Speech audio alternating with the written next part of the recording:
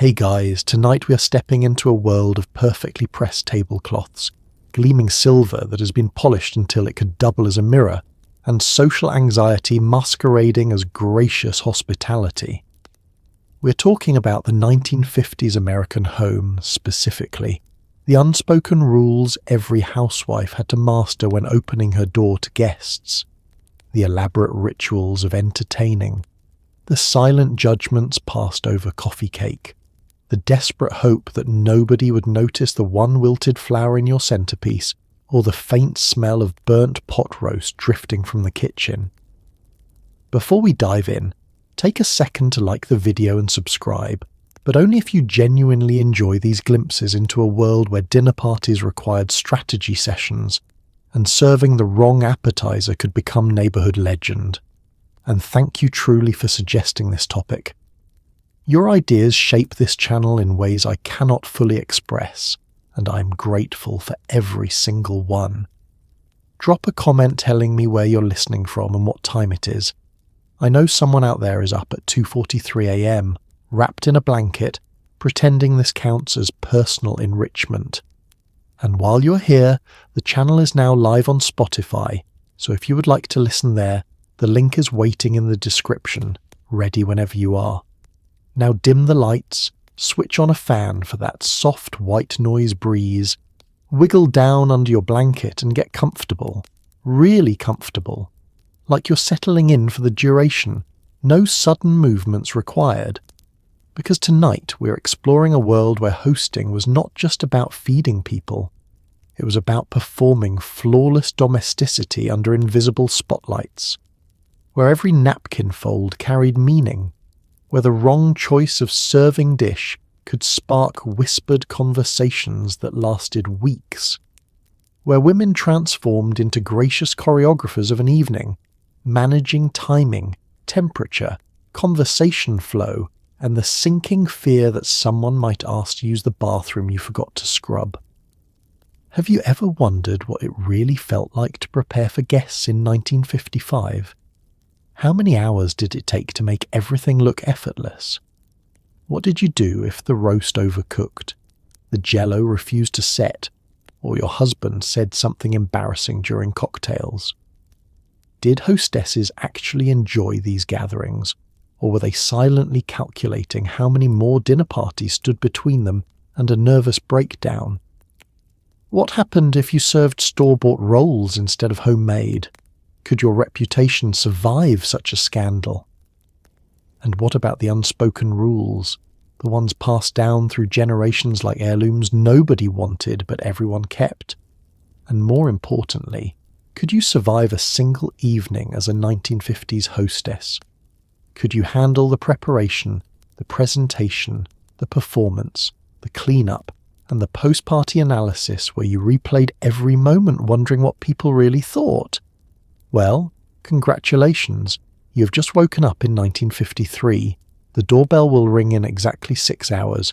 Your mother-in-law is coming. Your husband invited his boss, and you have not yet decided on a dessert. The pressure is already building.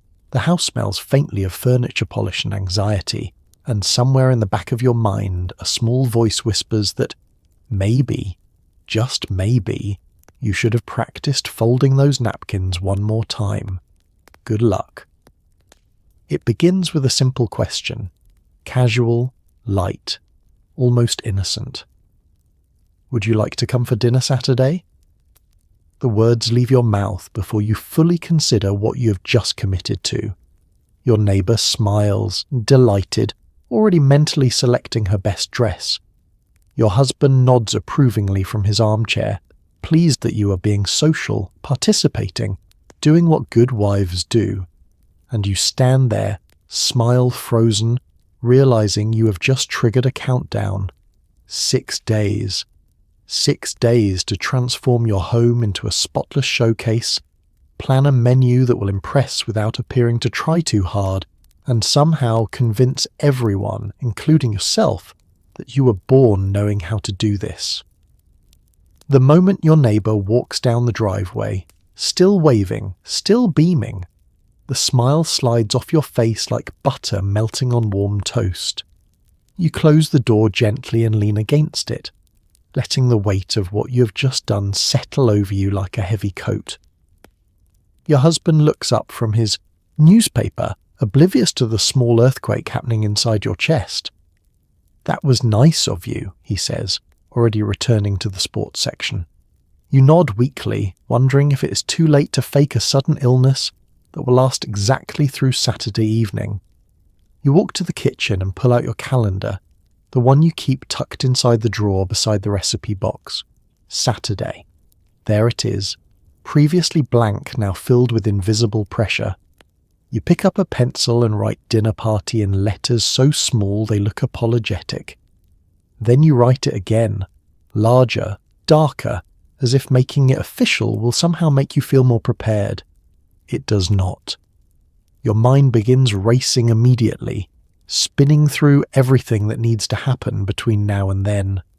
The house will need to be cleaned, truly cleaned. Not the everyday tidy up you do on Wednesday mornings, but the kind of deep, obsessive cleaning reserved for moments when other women will be walking through your rooms, noticing things, forming opinions. The kitchen will need to be scrubbed. The bathroom will need to shine. The living room will need to be arranged in a way that looks effortless, but actually requires moving furniture 3 times and fluffing cushions until your arms ache. And then there is the menu. You will need to plan something impressive but not showy, delicious but not so elaborate that it screams "I spent 3 days on this meal." Something your mother-in-law would approve of, something your neighbour will compliment, something your husband will not complain about later when he is hungry again at 10 o'clock. You think about roast chicken, reliable and classic. Then you think about pot roast, hearty and filling. Then you think about ham, festive but perhaps too festive for a simple Saturday dinner. Your head starts to ache. You pour yourself a glass of water and sit at the kitchen table, staring at the calendar as if it might offer guidance. It does not. It simply sits there, Saturday circled in pencil, waiting. You think about calling your neighbour back, inventing some excuse, some conflict, some reason why Saturday will not work after all. But you know you will not, because this is what women do. They invite people over, they open their homes, they perform hospitality with grace and warmth, even when their insides are churning with doubt. So instead, you take a deep breath, finish your water, and begin making a list. Because if you are going to do this, if you're going to host a dinner party in 6 days, you will need a plan, and probably more pencils. The moment the invitation leaves your lips, the planning begins. You sit at the kitchen table with a notepad, a pencil worn down from nervous chewing, and a growing sense that you have bitten off more than any reasonable person could chew. The menu must be impressive but not showy, elegant but not pretentious, delicious but not so elaborate that it suggests you spent all week cooking, even though you absolutely will. You flip through your recipe box, cards stained and softened from use, each one a memory of past dinners, past successes, past near disasters that somehow became funny stories years later but felt like catastrophes at the time. Your fingers move from card to card, pulling out possibilities, setting them aside, reconsidering. Pot roast. Classic. Dependable. But is it too ordinary? Your neighbour made pot roast last month. You do not want to seem like you are copying. Chicken with cream sauce. Elegant, but the sauce has failed you before, turning grainy and strange when you are not watching closely. Baked ham with pineapple rings. Festive, cheerful, but perhaps too festive for a simple dinner party. You're not celebrating anything. You're simply trying to survive. You set the recipe cards down and reach for a fresh sheet of paper, writing menu at the top in your neatest handwriting, as if good penmanship will somehow organize your thoughts. First course. Something light, simple, a palate cleanser that sets the tone without filling anyone up too much. Fruit cocktail in sherbet glasses. Too sweet. Tomato aspic. Too gelatinous. A simple green salad with vinaigrette. Yes, Safe, classic, unlikely to betray you. Main course. This is where you will be judged. This is the centerpiece, the moment when your guests will either nod approvingly or exchange polite glances that mean I would have done this differently. You write roast beef and immediately feel a small thrill of possibility. Roast beef is elegant. Roast beef is serious. Roast beef says I am a capable woman who understands how ovens work. You can serve it with roasted potatoes, carrots glazed in butter and brown sugar, and green beans almondine if you're feeling ambitious. Side dishes. You'll need at least 3. This is not a rule written anywhere, but you know it instinctively.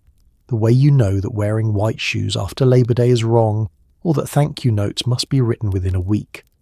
Potatoes? Yes. Carrots? Yes. Green beans? Yes. And perhaps a basket of rolls, warm and soft, butter melting into them the moment they are split open. You make a note. Buy yeast. Practice rolls on Thursday. Dessert. Your final impression, the sweet note on which the evening will end. It must be homemade. Store-bought is unthinkable, a betrayal of everything hosting represents. You consider chocolate cake, rich and decadent. But chocolate can be tricky, and the frosting has a tendency to slide off if the house is too warm. Lemon meringue pie. Beautiful, impressive, but the meringue weeps if you look at it wrong. Apple pie. Too plain. Angel food cake. Too delicate. Finally, you settle on a simple vanilla layer cake with buttercream frosting, the kind your mother taught you to make, the kind that has never failed you. You write it down with relief. Now comes the other list, the one that makes your stomach tighten. Cleaning, shopping, silver polishing, china inspection, tablecloth selection, flower arrangement, napkin folding. Each task spawns smaller tasks, and those tasks spawn even smaller ones, until you are staring at a page covered in your own handwriting, a roadmap of the next 6 days. You underline Saturday and set the pencil down. The planning is done.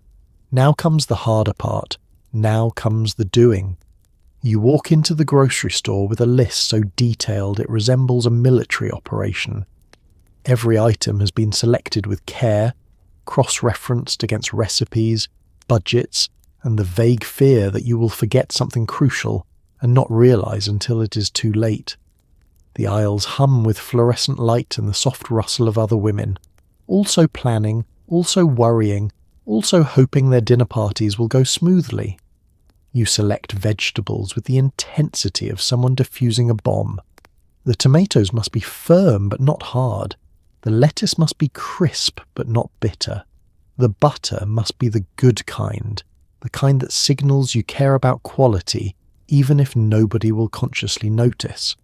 Your cartwheels squeak faintly as you navigate toward the produce section, where pyramids of fruits and vegetables are stacked with the kind of precision that makes you feel slightly inadequate. Other shoppers move around you, some with children clinging to their skirts, some alone like you, clutching lists and moving with purpose. You recognize Mrs. Henderson from 2 streets over. She nods politely, you nod back. Neither of you stops to chat. Shopping is serious business.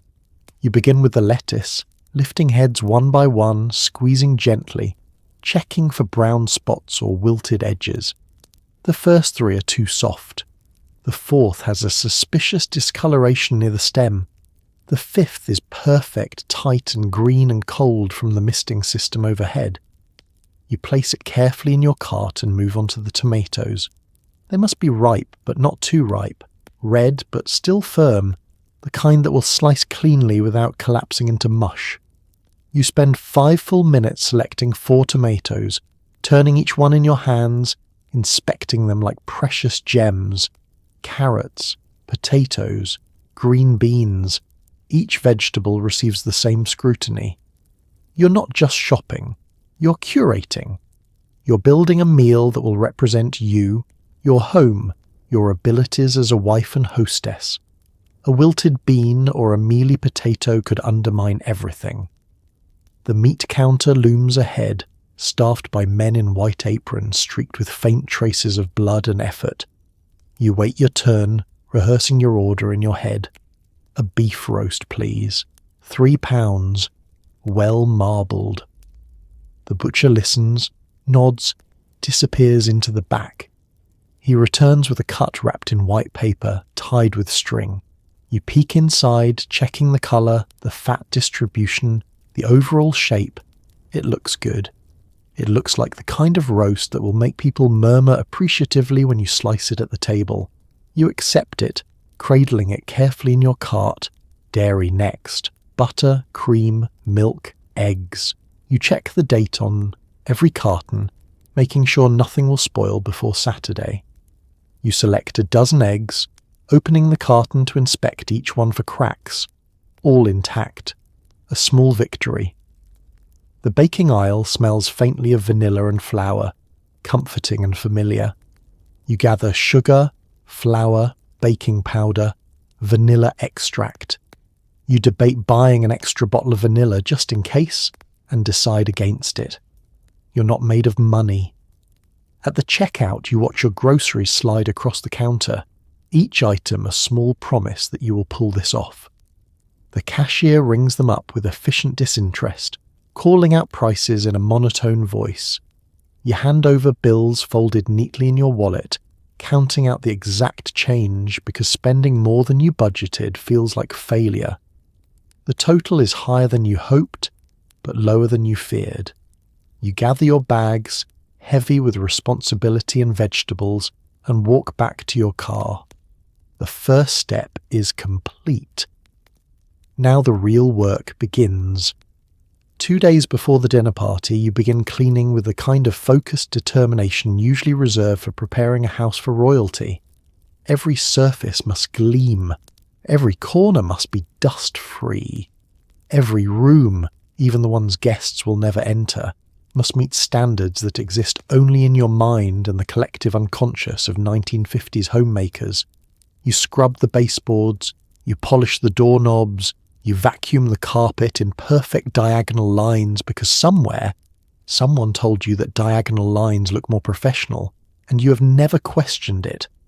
You start early, right after your husband leaves for work and the house falls quiet except for the hum of the refrigerator and the distant bark of a neighbour's dog. You tie a scarf around your hair, roll up your sleeves, and survey the living room with the critical eye of a general inspecting troops. Dust has settled on the coffee table. The windows have fingerprints. The rug is slightly askew. None of this is visible to normal people, but you're not normal people anymore. You are a woman preparing to be judged.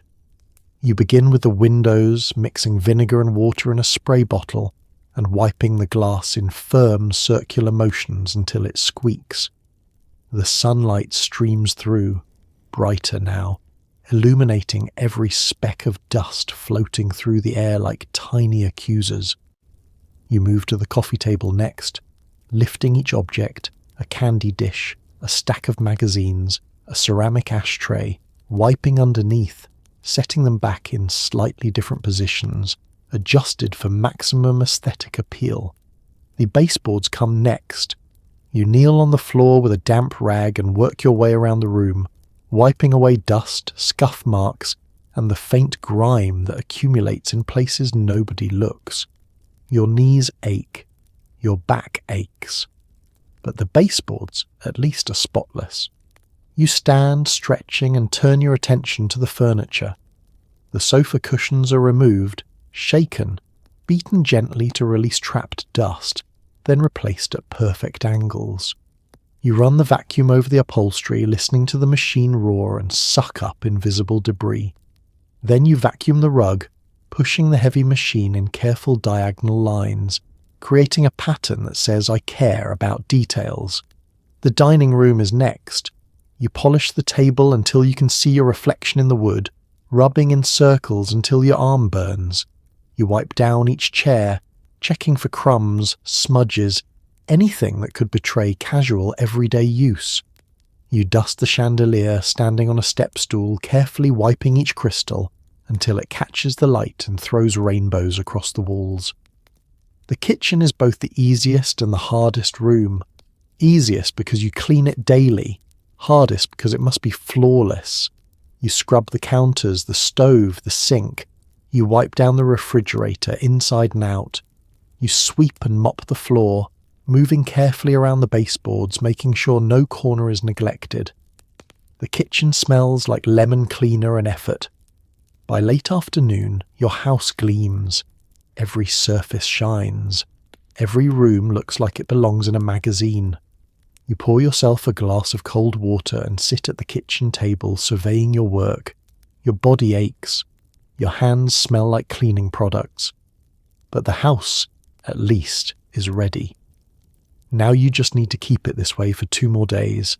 No footprints on the rug, no fingerprints on the windows, no living really, until Saturday night is over.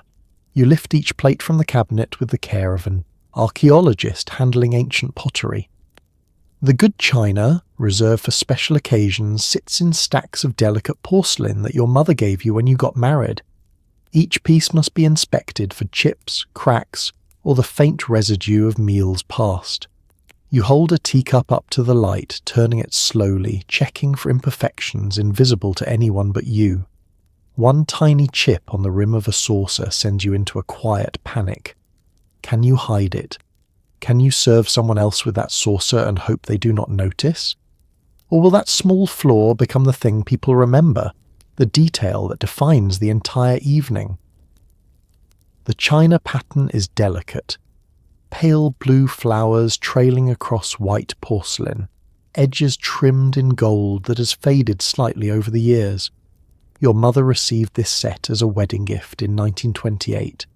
She used it sparingly, only for holidays and important dinners, and when you married, she passed it to you with the same unspoken instruction. Care for this, use it rarely, and never, ever put it in the dishwasher.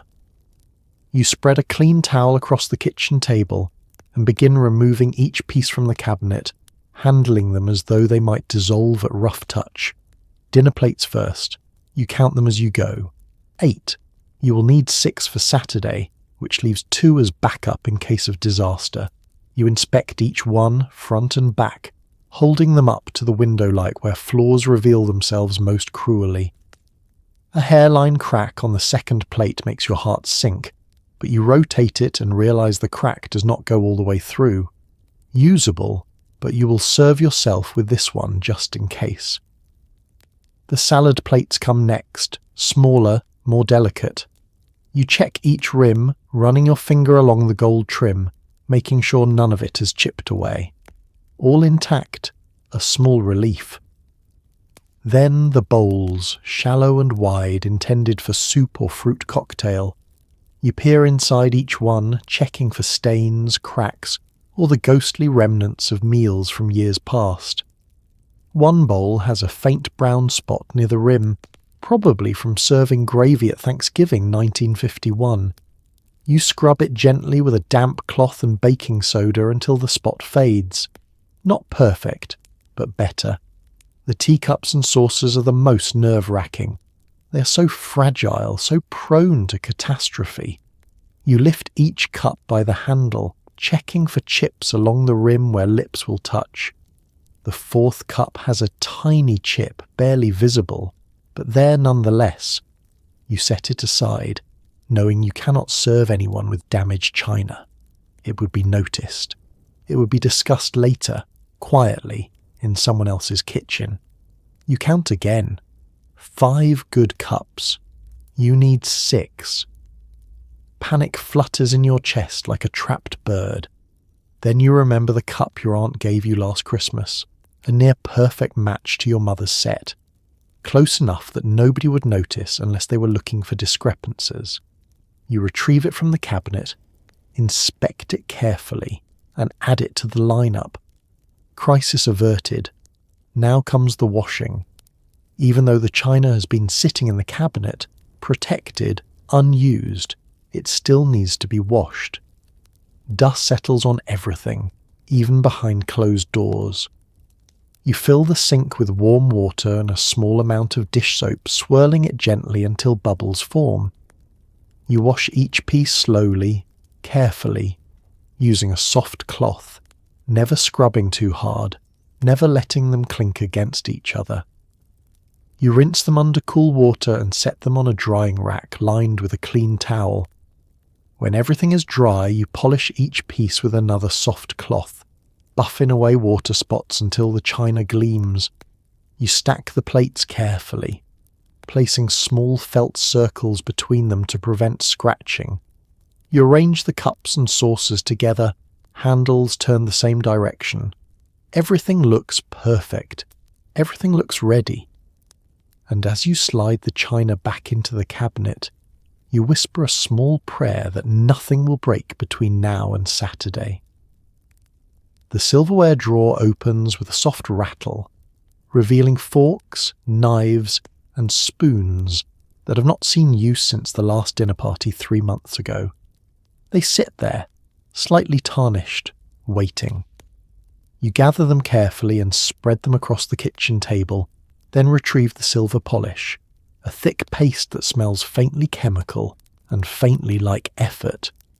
You work methodically, rubbing each piece until it shines, until you can see your reflection in the curve of a spoon. Your hands ache, your back aches, but the silver at least will be perfect. You lay an old towel across the table to protect the surface and arrange the silverware in neat rows, grouping like with like. 6 forks, 6 knives, 6 spoons, 6 smaller forks for salad, 6 smaller spoons for dessert. They look dull under the kitchen light, tarnished to a greyish colour that whispers neglect, even though you know this is simply what happens to silver when it sits unused. The air itself conspires to dull it. You open the jar of silver polish, a pink paste that smells like chemicals trying very hard to smell like roses and failing. You scoop a small amount onto a soft cloth and begin with the dinner forks, rubbing in small circles, working the paste into the tines along the handles, into every crevice where tarnish hides. The cloth turns black almost immediately, absorbing the oxidation, proof that you were right to do this. The transformation is slow but satisfying. Each piece emerges from under your hands brighter, shinier, restored to the gleaming state it held when it was new. You work in silence, the only sounds the soft scrape of cloth against metal and the occasional creak of your chair as you shift positions. Your fingers grow stiff. The chemical smell makes your eyes water slightly, but you continue. The knives are trickier. The blades must be polished carefully, avoiding the sharp edges. You have cut yourself before, a small slice on your thumb that bled more than it should have, and you're cautious now, respectful of the blades. The handles polish easily, their decorative patterns emerging from the tarnish like hidden secrets. The spoons are your favourite to polish. Their rounded bowls catch the light beautifully once cleaned, reflecting your face in miniature, distorted but recognisable. You can see your furrowed brow, your pursed lips, the concentration etched into your expression. You look tired. You are tired. But tired is what hosting requires. After polishing comes rinsing. You fill the sink with warm water and submerge each piece, washing away the residue of polish, rubbing gently with your fingers to make sure nothing remains. The water turns cloudy, pinkish grey, carrying away the evidence of your work. You rinse each piece again under clear water and set them on a drying towel.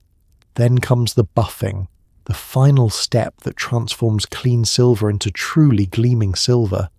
You use a fresh, dry cloth, rubbing each piece until it shines, until it catches the afternoon light streaming through the kitchen window and throws it back brighter. The forks gleam. The knives gleam. The spoons reflect the room in perfect miniature. You hold up a single fork, turning it in the light, admiring the way it looks now, flawless and bright. This is what your guests will see on Saturday. This is what they will use to eat the meal you prepared, and somewhere, in the shine of this silver, They will see your care, your attention, your dedication to making this evening perfect. You set the fork down gently and begin polishing the next one. You stand in front of the linen closet, staring at your collection of tablecloths like a general surveying troops before battle. The white one is classic, timeless, safe. But is it too plain? The one with the embroidered flowers is beautiful, but is it too much? Will people think you are trying too hard? The pale yellow one is cheerful, but what if it clashes with the napkins? You pull out 3 different options, drape them across the dining table one by one, step back, squint, and try to imagine how they will look under lamplight with plates and glasses arranged just so. This decision somehow feels monumental. The white tablecloth is folded on top, crisp from ironing, pure and unmarked except for one faint stain near the hem that you have never quite managed to remove. You lift it carefully and carry it to the dining room, shaking it out with a snap that sends it billowing through the air before settling across the table. You smooth it flat, adjusting the edges so they hang evenly on all sides. You step back. It looks clean. It looks proper. It looks like every dinner party you have ever attended. And that, you realise, is the problem. It looks like everyone else's table. There is nothing wrong with it, but there is nothing memorable about it either. You're not sure if that is good or bad. You remove the white tablecloth, fold it carefully and return it to the closet. The next option is pale yellow, a cheerful colour that reminds you of spring even though it is only March and spring feels very far away. You spread it across the table and immediately notice how the colour brightens the room, how it makes the dark wood chairs look richer, warmer. You smile. This could work. But then you picture the napkins you plan to use, cream-coloured linen with delicate embroidery along the edges. Will cream and pale yellow clash? Will it look like you could not decide on a colour scheme? You squint, trying to visualise it, and decide you cannot risk it. The tablecloth comes off. The third option is the one you've been avoiding, the one with embroidered flowers trailing around the edges, small blue and pink blossoms stitched by hand by your grandmother decades ago. It is beautiful. It is special. It is also terrifying, because using it means you are declaring this dinner party important enough to warrant your best linens. It means you are trying. And trying, in the world of 1950s entertaining, must look effortless. You spread the embroidered tablecloth across the table and your breath catches. It is stunning. The flowers seem to dance in the afternoon light. The stitching is so fine, so detailed, that you can imagine your grandmother bent over her work, needle moving in and out, creating something meant to last. This is not just a tablecloth. This is an heirloom. You step back, crossing your arms, considering. If you use this tablecloth, people will notice. They will compliment it. They will ask about it. And you will have to tell them it belonged to your grandmother, which will make the evening feel more formal, more significant. Is that what you want? You stand there for a long time, staring at the embroidered flowers, weighing the risk of too much against the disappointment of too little. Finally, you make your decision. You will use the white tablecloth. Safe, classic, appropriate. You will save the embroidered one for a more important occasion, though you're not sure what occasion could possibly be more important than this. You fold it carefully, running your fingers over the stitches one last time before returning it to the closet. The white tablecloth goes back on the table. The debate is over, even if a small part of you still wonders if you made the wrong choice. A proper table requires a centerpiece, something beautiful, tasteful, and not so tall that guests cannot see each other across the table. You walk through your neighbourhood, scanning gardens for inspiration, and return home with an armful of flowers, greens, and a vague plan.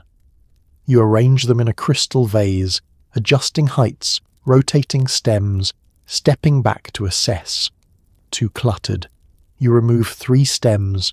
Too sparse. You add 2 back. The flowers seem to judge you. their blooms tilting at angles that suggest disapproval. Finally, after 20 minutes of botanical negotiation, you achieve something that looks both effortless and intentional, which is exactly the paradox you have been chasing all week. The flowers you gathered are a mix of what you could find and what you dared to cut. 3 roses from your own bushes, pale pink and just beginning to open. A handful of daffodils from the side yard, bright yellow and cheerful. Some greenery, fern fronds and ivy, borrowed from the fence line where they grow wild and forgiving.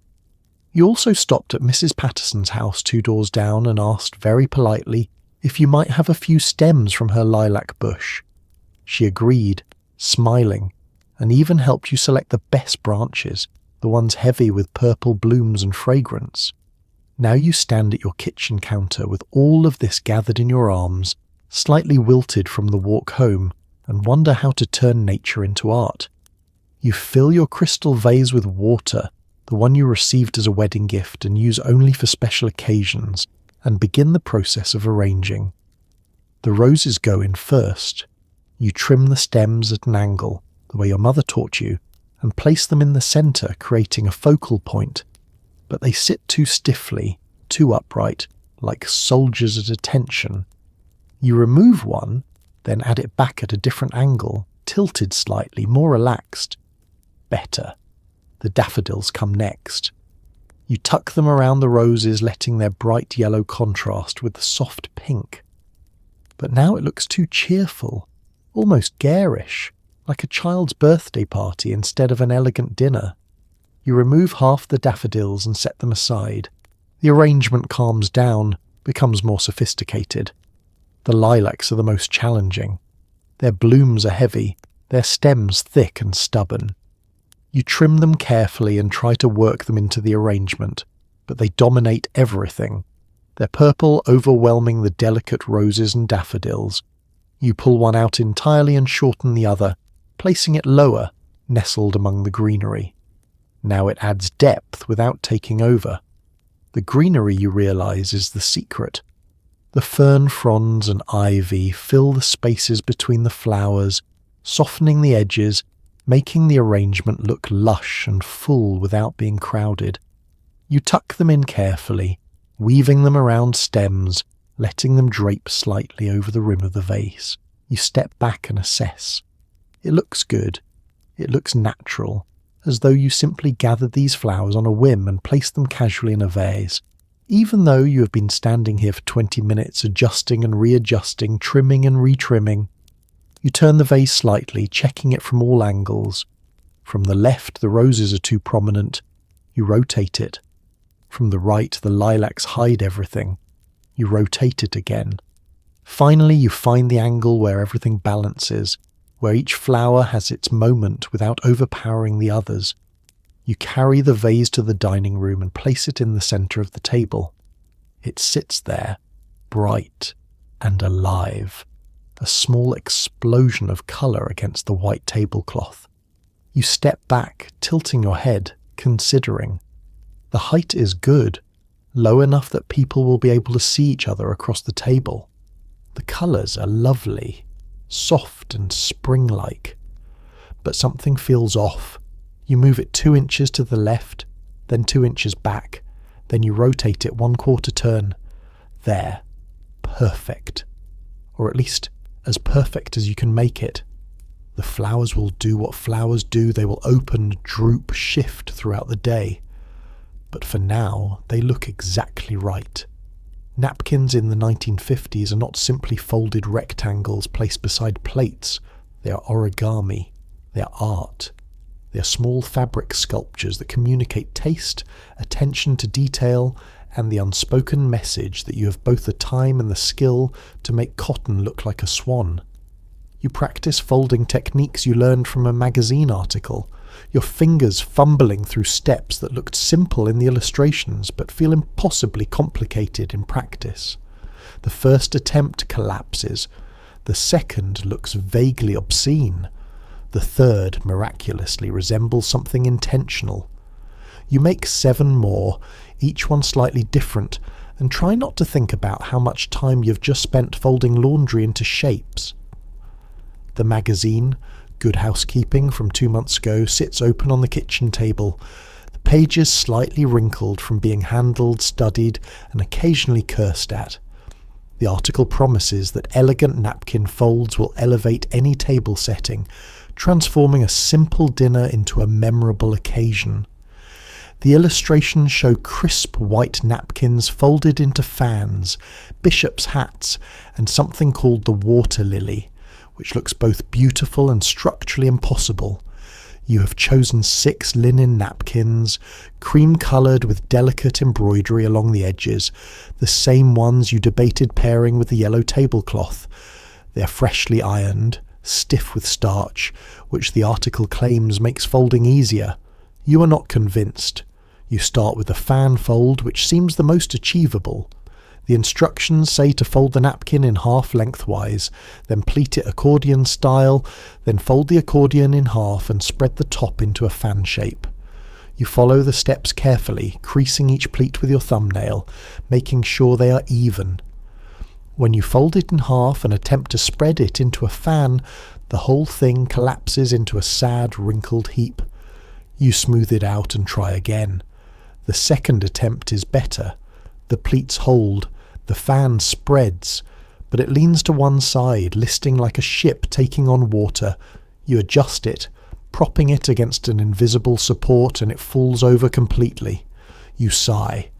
The third attempt, after you add an extra fold at the base for stability, actually works. The fan stands upright, the pleats crisp and even, looking almost exactly like the illustration. You feel a small surge of triumph and set it aside carefully, afraid to breathe on it. Next, you try the bishop's hat, which involves folding the napkin into a triangle, then bringing the 2 bottom corners up to meet the top point, then folding it in half and tucking one corner into the other to create a hat-like shape. The instructions make it sound simple. The reality is baffling. Your first attempt looks less like a bishop's hat and more like a crumpled tissue. Your second attempt is somehow worse. You abandon the bishop's hat and move on to something called the pocket fold, which is supposed to create a neat little pocket where you can tuck silverware or a name card. This one is easier, just a series of straight folds and one tuck. You complete it successfully on the first try and feel absurdly proud. You make 5 more, each one identical, each one with a perfect little pocket just waiting to hold a fork and knife. But now you have 6 pocket folds and 1 fan, and they do not match. You consider making 6 fans, but the fan fold is temperamental, and you're not sure you can replicate your success 5 more times. You consider abandoning the fan and sticking with pockets. You consider throwing all the napkins in the air and serving dinner on paper plates. Instead, you compromise. You make 3 fans and 3 pockets, alternating them around the table so the variety looks intentional rather than desperate. You place them carefully on the white tablecloth, stepping back to see how they look. Elegant, thoughtful, the kind of detail that shows you care without being too fussy. You take a deep breath and decide this is good enough. The napkins are folded, they are staying folded, and if one of them collapses during dinner, you will simply refold it and pretend it never happened. You stand in your kitchen the day before the party and cook the entire meal as a practice run. This is not mentioned in any hosting guide, but every experienced hostess knows you do not serve a dish to guests unless you have successfully made it at least once before. The roast goes into the oven, the vegetables are prepped, the sauce simmers on the stove, filling the kitchen with the rich scent of butter, wine, and ambition. You taste everything, adjust the seasoning, make notes in the margins of your recipe cards. Too much salt. Needs more time. The potatoes are perfect. By the time you finish, the kitchen looks like a culinary battlefield, but you feel something close to confidence. You begin early, right after breakfast, tying an apron around your waist and pulling out every ingredient, every pot, every pan you will need tomorrow. The counter fills quickly, a landscape of butter, flour, vegetables, meat, spices. You have your recipes arranged in order, each card propped against the sugar canister like tiny soldiers awaiting deployment. The roast comes first. You remove it from the refrigerator where it has been sitting since yesterday and let it come to room temperature the way the recipe instructs. You rub it with salt, pepper and garlic, massaging the seasonings into the meat with your hands, feeling the cold flesh warm slightly under your palms. You sear it in a hot skillet, listening to it hiss and spit, turning it carefully to brown all sides. The smell is already promising, rich and savoury. You transfer it to a roasting pan, add chopped onions and carrots around it, and slide it into the oven. While the roast cooks, you move on to the potatoes. You peel them methodically, dropping the skins into a bowl, cutting each potato into even chunks. They go into a pot of cold, salted water and onto the stove to boil. You will roast them tomorrow, but today you are testing the timing, making sure you know exactly how long each step takes. The green beans are next. You trim the ends, blanch them quickly in boiling water, then plunge them into ice water to stop the cooking. They turn bright green, crisp and beautiful.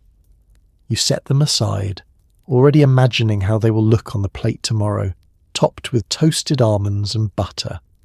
The sauce is the trickiest part. You melt butter in a saucepan, add flour and whisk until it forms a roux, golden and smooth.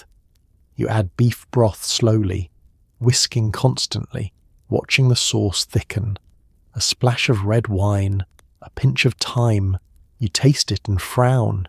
It needs something, more salt, another pinch of thyme. You taste again, better.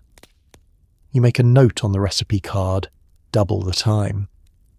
An hour later, you pull the roast from the oven. It has browned beautifully, the outside crusty and dark, the smell so rich it makes your mouth water.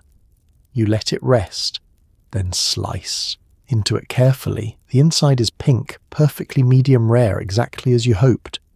You taste a small piece, closing your eyes, assessing. Tender, flavourful, success. The potatoes are drained and ready to be roasted tomorrow. The beans are prepped. The sauce is written and perfected.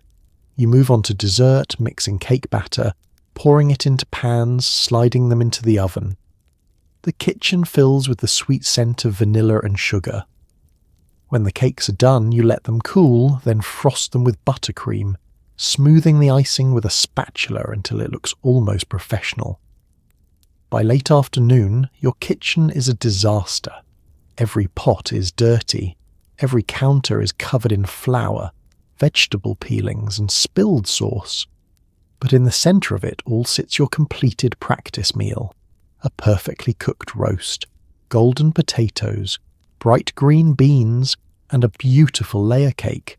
You have done it. You know the timing. You know the techniques. You know what works and what needs adjustment. You sit at the kitchen table, exhausted but relieved, and eat a small piece of cake straight from the pan. Tomorrow you will do this all again, but this time for real, for guests, for judgment. But tonight you can rest in the knowledge that you are ready. You wake up the morning of the dinner party with your stomach already knotted in anticipation. The day stretches ahead, a marathon of tasks that must be completed in perfect sequence. You make a timeline, written in pencil on the back of an envelope. Start the roast at 3, set the table at 4, arrange appetizers at 5, take a bath at 5:30, get dressed at 6, finish hair and makeup by 6:45, light the candles at 6:55. Everything is choreographed down to the minute. You tape the envelope to the refrigerator and take a deep breath. Today you will be gracious, calm and flawless. Or at least you will appear to be. The morning passes in a strange blur of nervous energy and forced calm. You make breakfast for your husband, scrambled eggs and toast, but you cannot eat. Your stomach is too tight, too fluttery. You sip coffee instead, black and hot, letting the caffeine sharpen your focus. Your husband reads the newspaper, oblivious to the small storm brewing inside you. He mentions something about work. something about a meeting next week.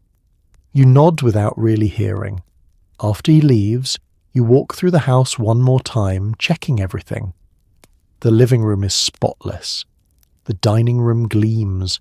The bathroom is pristine. You've done everything right. And yet the anxiety continues to build, a low hum in your chest that will not quiet. By noon, you begin the cooking. The roast must start early, slow roasted for hours until it reaches that perfect state of tender, juicy doneness. You season it the way you practiced yesterday, rubbing the salt and pepper and garlic into the meat with steady hands. Into the oven it goes, and you set the timer, even though you will check it compulsively every 20 minutes anyway. The afternoon unfolds according to your timeline. At 2 o'clock you peel potatoes, your hands moving automatically, the rhythmic scrape of the peeler almost soothing.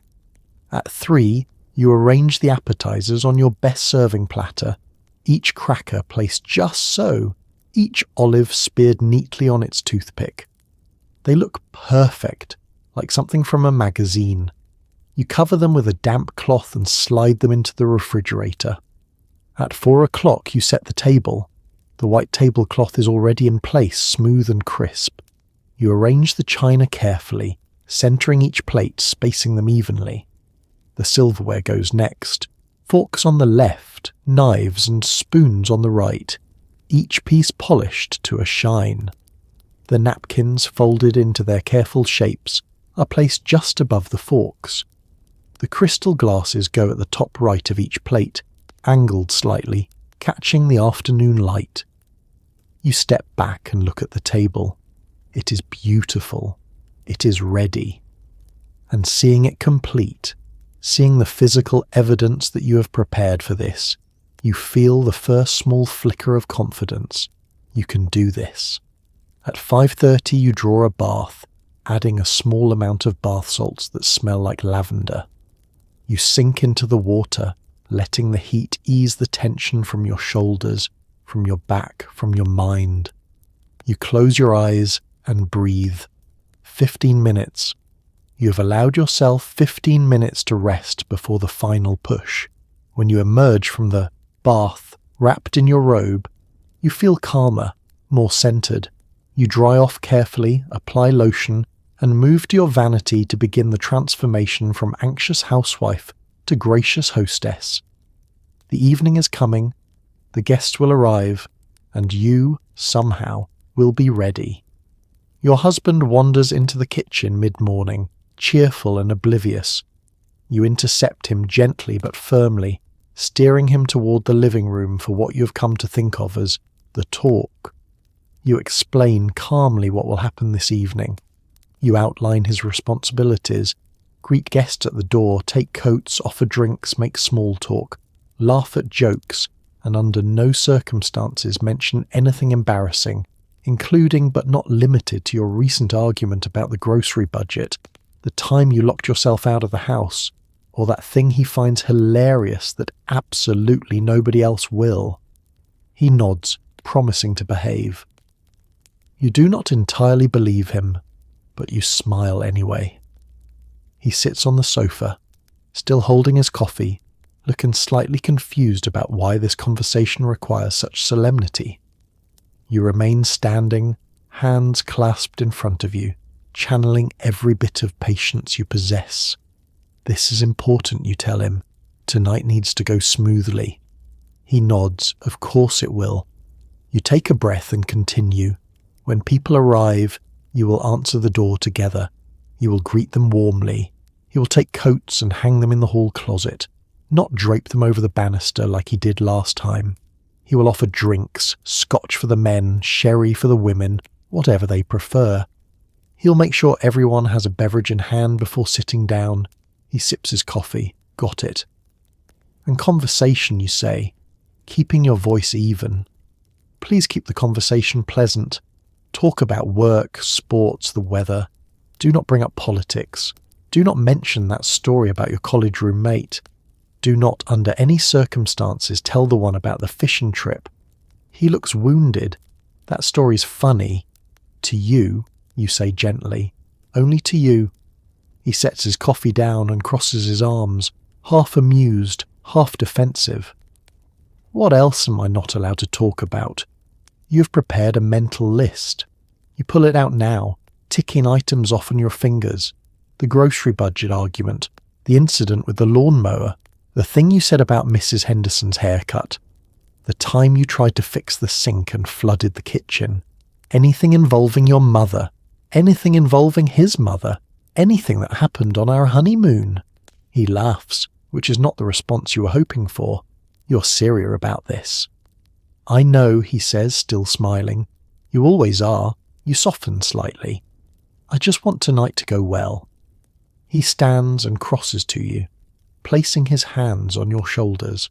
It will go well. You have worked hard. Everything looks perfect. I will behave, I promise. You search his face, looking for sincerity. You find it, mixed with affection and a touch of amusement at your intensity. You nod. Okay. He kisses your forehead. Now go finish whatever else is on your list. I will stay out of your way. You watch him leave, heading toward his study, and you feel a small measure of relief. He means well. He always means well. Whether that translates into actual appropriate behaviour remains to be seen, but at least he has been warned. At least if he mentions the fishing trip story, you can give him a look, the look, and he will know he has crossed a line. You return to the kitchen, where your timeline waits, and you check off husband briefing with your pencil. One more task complete. 100 more to go. Appetizers in the 1950s are small, fiddly, and require the kind of patience usually reserved for watchmaking. You arrange crackers on a plate in overlapping circles. You pipe cream cheese onto celery sticks with the precision of someone decorating a wedding cake. You skewer olives, cheese cubes, and cocktail onions onto toothpicks, creating tiny edible sculptures. Each one must look perfect, effortless, as though you simply tossed these together moments before guests arrived, even though you have been working on them for an hour and your fingers are cramping. The crackers are Ritz, round and buttery, the kind that come in a red box and taste like salt and comfort. You arrange them in concentric circles on a crystal serving platter, each one overlapping the next at exactly the same angle. The pattern must be precise. If one cracker sits crooked, the whole arrangement looks sloppy, careless. You work slowly, adjusting as you go until the spiral is perfect. Next comes the cream cheese spread. You softened it this morning, leaving it on the counter so it would be easy to work with. You mix in a small amount of Worcestershire sauce, a pinch of garlic powder, and some finely chopped chives from the garden. The mixture turns pale green, flecked with darker green bits, looking fresh and intentional. You spoon it into a pastry bag fitted with a star tip, the same one you use for frosting cakes, and begin piping small rosettes onto celery sticks. The celery was cut this morning as well, each stick exactly 3 inches long, the strings carefully removed with a paring knife. They sit in a bowl of ice water, crisp and cold, waiting. You dry each one before piping the cream cheese, making sure no water dilutes the mixture. The rosettes must be neat, each one the same size, spiraled just so. Your hand cramps after the 5th stick. You shake it out and continue. There are 18 sticks. You will pipe all 18. When the celery is done, you move on to the skewers. You have toothpicks, the fancy kind with coloured cellophane frills at the top, and a selection of items to spear. Green olives, cubes of cheddar cheese, cocktail onions, and small gherkin pickles.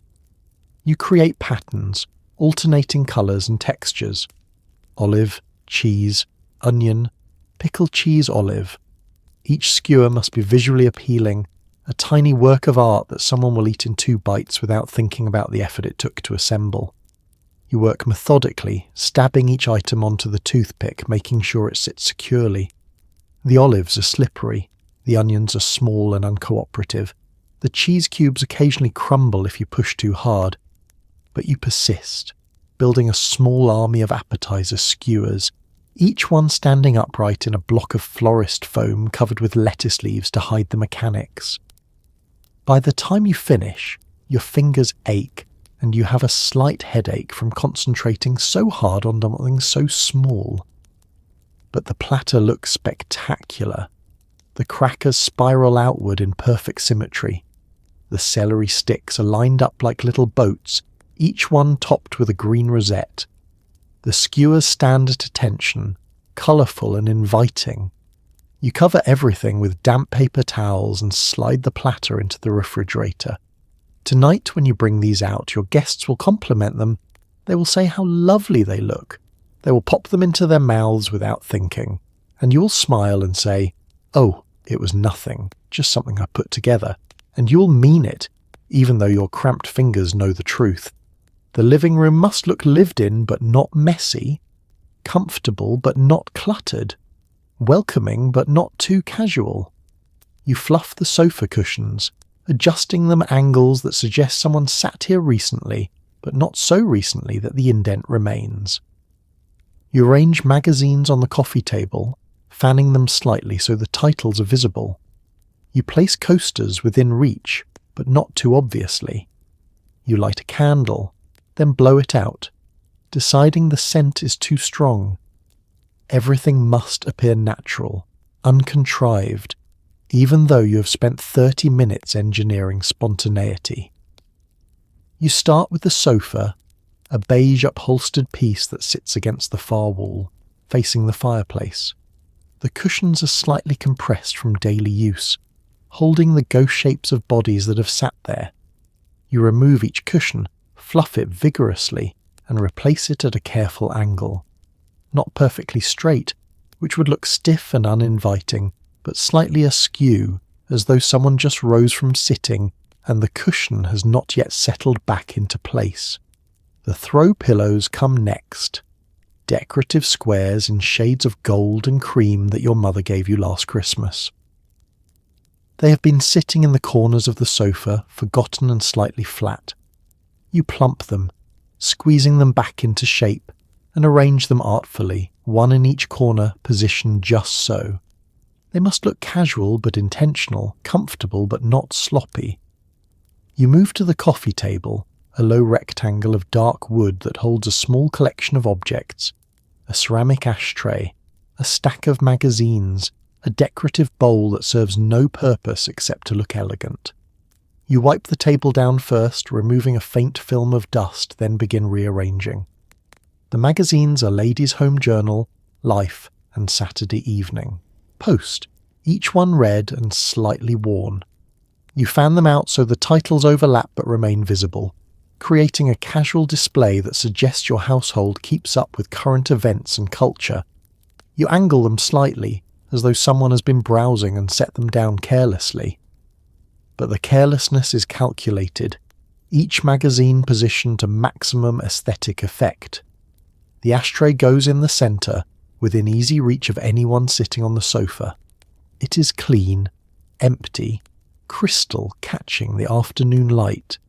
You debate moving it slightly to the left, then decide it is fine where it is. The coasters are trickier. They must be available but not obtrusive. You place 4 of them on the table, spaced evenly but not in a line, staggered slightly so they look like they have been set down over time rather than arranged all at once. They're cork-backed, with delicate floral designs, the kind you save for company. You step back and assess the coffee table. It looks good. Neat but not sterile. Lived in but not messy. You nod to yourself and move on. The mantel above the fireplace needs attention next. You have a few framed photographs displayed there, your wedding photo in the centre, flanked by smaller frames holding pictures of family. You adjust each one slightly, making sure they are evenly spaced, perfectly straight. You dust the mantel with a soft cloth, removing invisible particles that offend only you. A candle sits at one end of the mantel, vanilla-scented, in a glass holder. You light it experimentally, letting the flame catch and grow. The scent fills the room almost immediately. Sweet and warm. Too strong. You blow it out, watching the smoke curl upward. You will light it again later, just before guests arrive. Just long enough to add a faint, pleasant scent without overwhelming the space. The final touch is the lighting. You adjust the lamp in the corner, tilting the shade slightly so the light pulls warmly without creating harsh shadows. You turn on a second lamp on the side table, a small ceramic base with a cream shade, adding another layer of gentle illumination. The room glows softly, invitingly. You stand in the doorway and look at the living room as a guest might see it. Comfortable, welcoming, tasteful.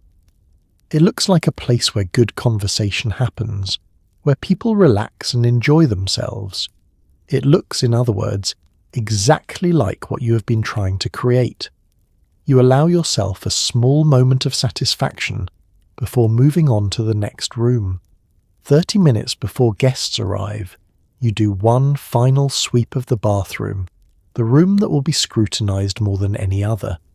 You wipe down the sink, you refold the hand towels into perfect thirds. You place a small dish of decorative soaps beside the faucet, even though you know nobody will use them because they are too pretty to disturb. You check the toilet paper roll, making sure it is full and that the end is folded into a triangle, a small detail that signals attentiveness. You close the door gently and pray that nothing in this room will malfunction in the next 3 hours. The bathroom is small, tiled in pale green, with white fixtures that you scrubbed yesterday until they gleamed.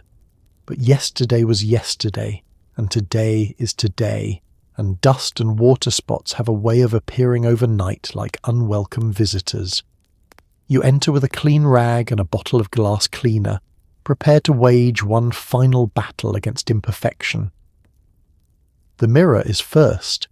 You spray it lightly and wipe in circular motions, removing the faint haze that has settled since this morning. Your reflection emerges, clearer now, showing a woman in an apron with determination in her eyes. You wipe until the mirror is spotless, until you can see every detail of your face without distortion. The sink comes next. You run water over the porcelain, checking for soap residue, toothpaste spots, any evidence that this bathroom is actually used by real people. You find a small water spot near the drain and wipe it away.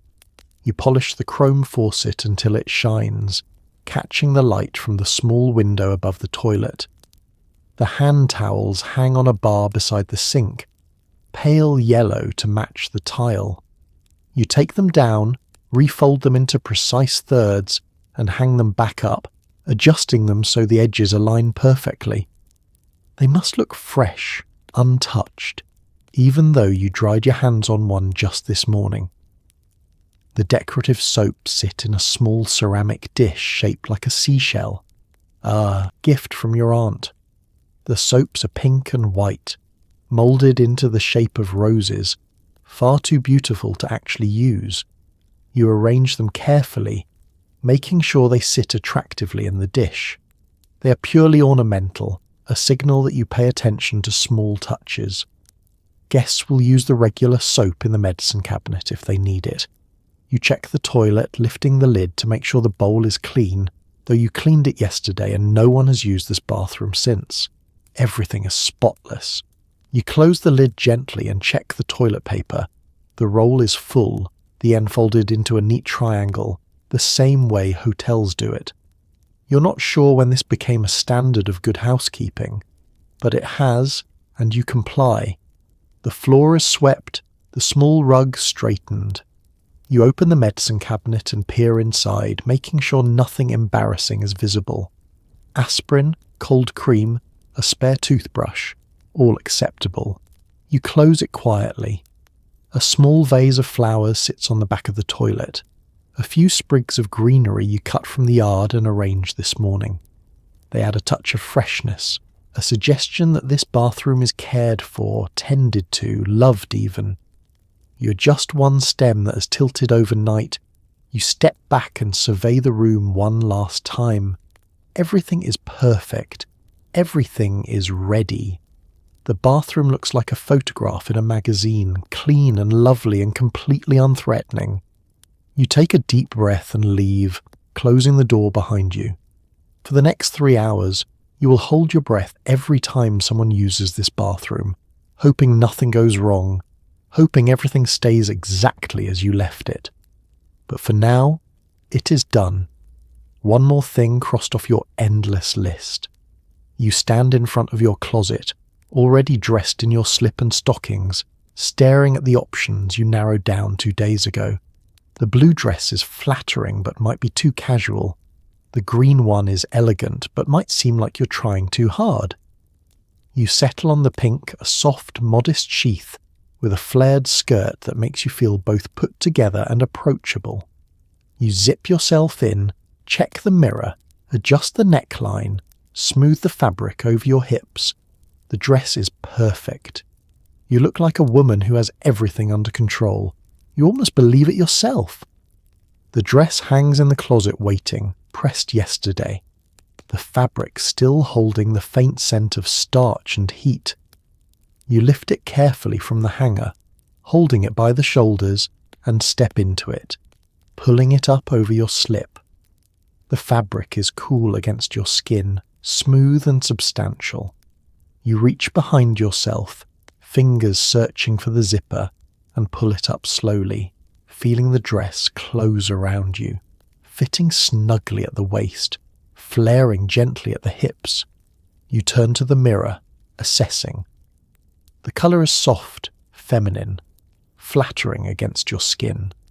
The neckline is modest, a simple round collar that sits just below your throat. The sleeves are short, capped at the shoulder, showing your arms without being too revealing. The skirt falls just below your knee, the hem even and straight. It is exactly the kind of dress a good hostess wears, elegant without being showy, pretty without being frivolous. You smooth the fabric over your hips, running your palms down the sides, checking for wrinkles, lumps, anything that might detract from the overall effect. Everything lies flat and smooth. The dress fits well, tailored enough to show your figure without clinging, loose enough to allow movement and comfort. You will be standing, sitting, moving between kitchen and dining room all evening. The dress must allow for all of it. You adjust the neckline, pulling it slightly forward, then back, finding the position where it sits most naturally. You check the back in the mirror, craning your neck to see, making sure the zipper is fully closed, that no slip is showing, that everything is as it should be. Your stockings are next. You check the seams, running your hand down the back of each leg, making sure the lines are straight, running from heel to thigh without wavering. A crooked stocking seam is a small thing, but it is the kind of small thing other women notice, the kind of detail that suggests carelessness or haste. Your seams are straight. You step into your shoes, low heels in a neutral beige that matches everything. They are comfortable, or as comfortable as heels can be, broken in from years of Sunday church services and previous dinner parties. You will be on your feet for hours tonight. The shoes must not betray you. One last look in the mirror. You turn slowly, checking every angle, front, back, side. The dress moves with you, the skirt swaying gently. You look exactly as you hope to look. Polished, gracious, ready. You look like a woman who has spent the week preparing for this evening, which you have. But you also look like a woman to whom this all comes naturally, which it does not. You take a deep breath and smooth the dress one final time. This is it. This is who you will be tonight. The hostess in the pink dress, smiling and confident, and not at all terrified that something will go catastrophically wrong. You leave the bedroom and head downstairs, ready to face whatever the evening brings. Your vanity mirror reflects a face that is tired, anxious, and desperately in need of the transformative power of cosmetics. You work quickly but carefully, applying foundation, powder, a sweep of blush across your cheeks. Your lips are painted a soft coral, a colour you tested 3 times to make sure it complemented your dress without overpowering it.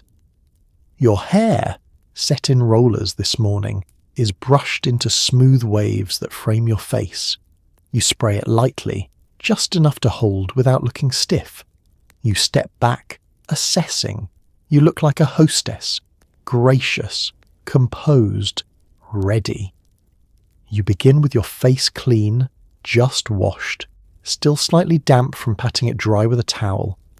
The foundation goes on first, a light liquid that matches your skin tone exactly.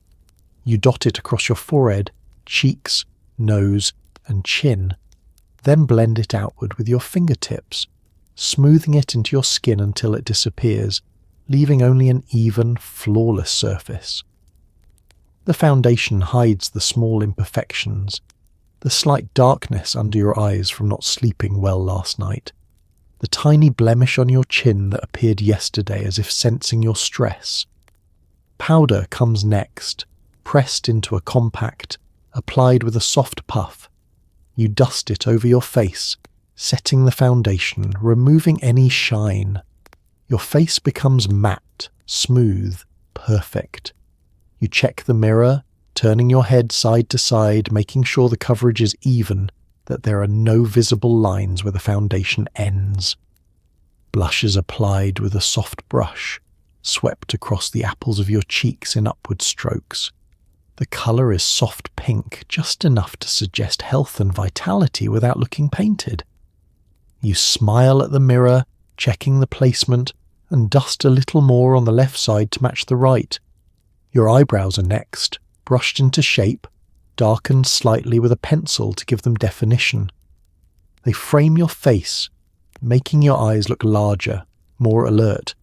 You work carefully, following the natural shape, enhancing rather than changing. Eyeshadow is subtle, a soft brown in the crease of your eyelid, a lighter shade across the lid itself. You blend carefully, making sure there are no harsh lines, just gentle shading that makes your eyes look deeper, more interesting. A thin line of liner along your upper lashes, a coat of mascara, and your eyes are finished, wide and bright and ready to smile at guests. Your lips are last. You blot them first with a tissue, removing any natural oils, then line them carefully with a lip pencil, following the natural shape, perhaps making them slightly fuller at the centre.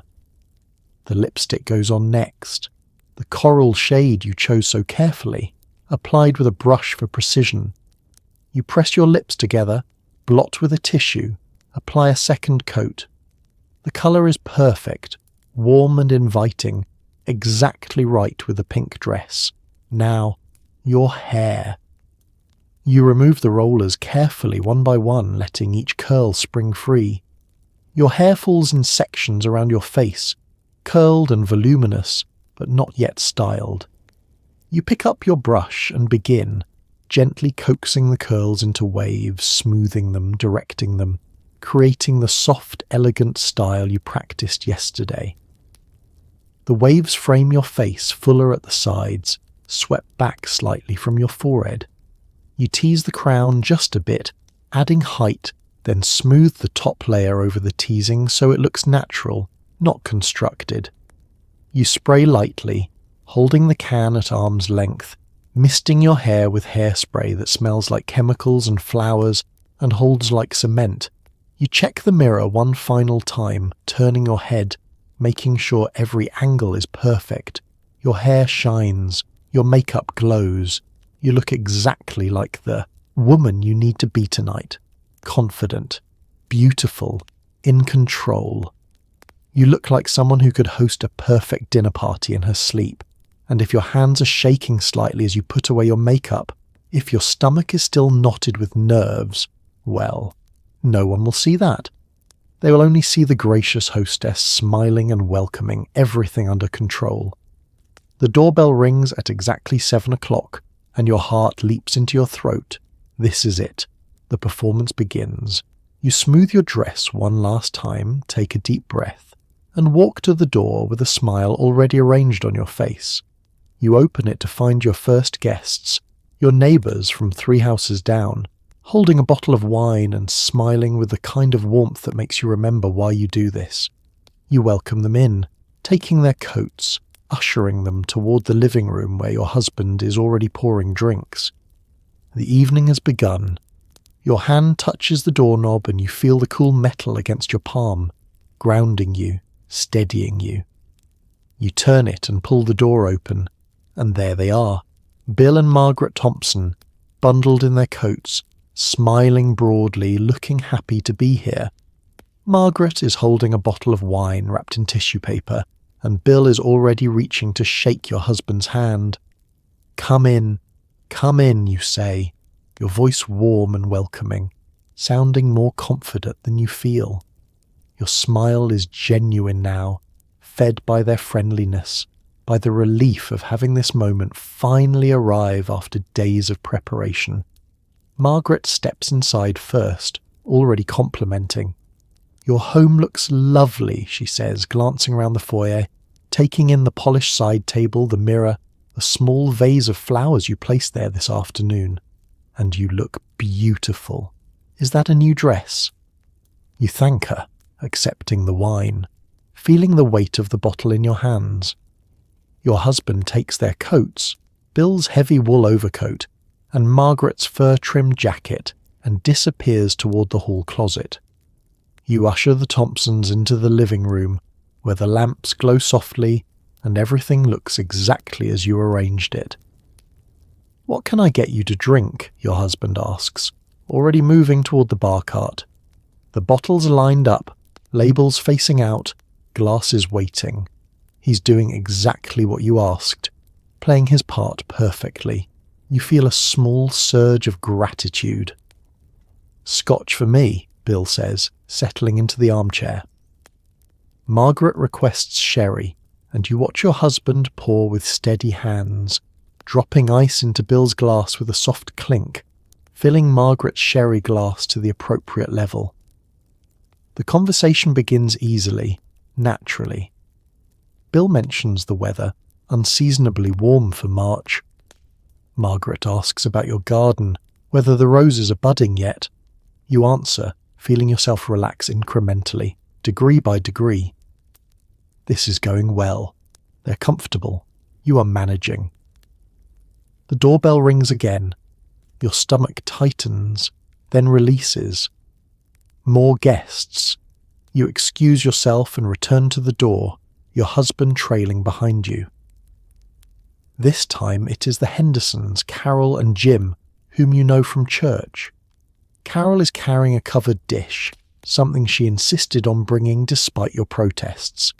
Jim is already apologising for being late, though they are exactly on time. You are right on time, you assure them, taking the dish, feeling its warmth through the towel. You hand it to your husband to take to the kitchen while you help Carol with her coat. Her perfume is strong, floral and slightly powdery, and it mingles with the faint vanilla scent from the candle you lit in the living room. Within 10 minutes, all your guests have arrived. The living room fills with conversation, laughter, the pleasant sounds of people enjoying themselves. You move between them, offering appetizers, refilling drinks, making sure everyone is comfortable. The crackers disappear quickly. The celery sticks are complimented. Someone asks for your cream cheese recipe. Your husband tells a joke, something harmless about his commute, and everyone laughs. You catch his eye and he winks at you, a small gesture that says, "We are doing fine," and you are. Everything is going according to plan. The house looks beautiful, the guests are happy, the food is ready. For the first time all week, you allow yourself to breathe, to believe that you might actually pull this off.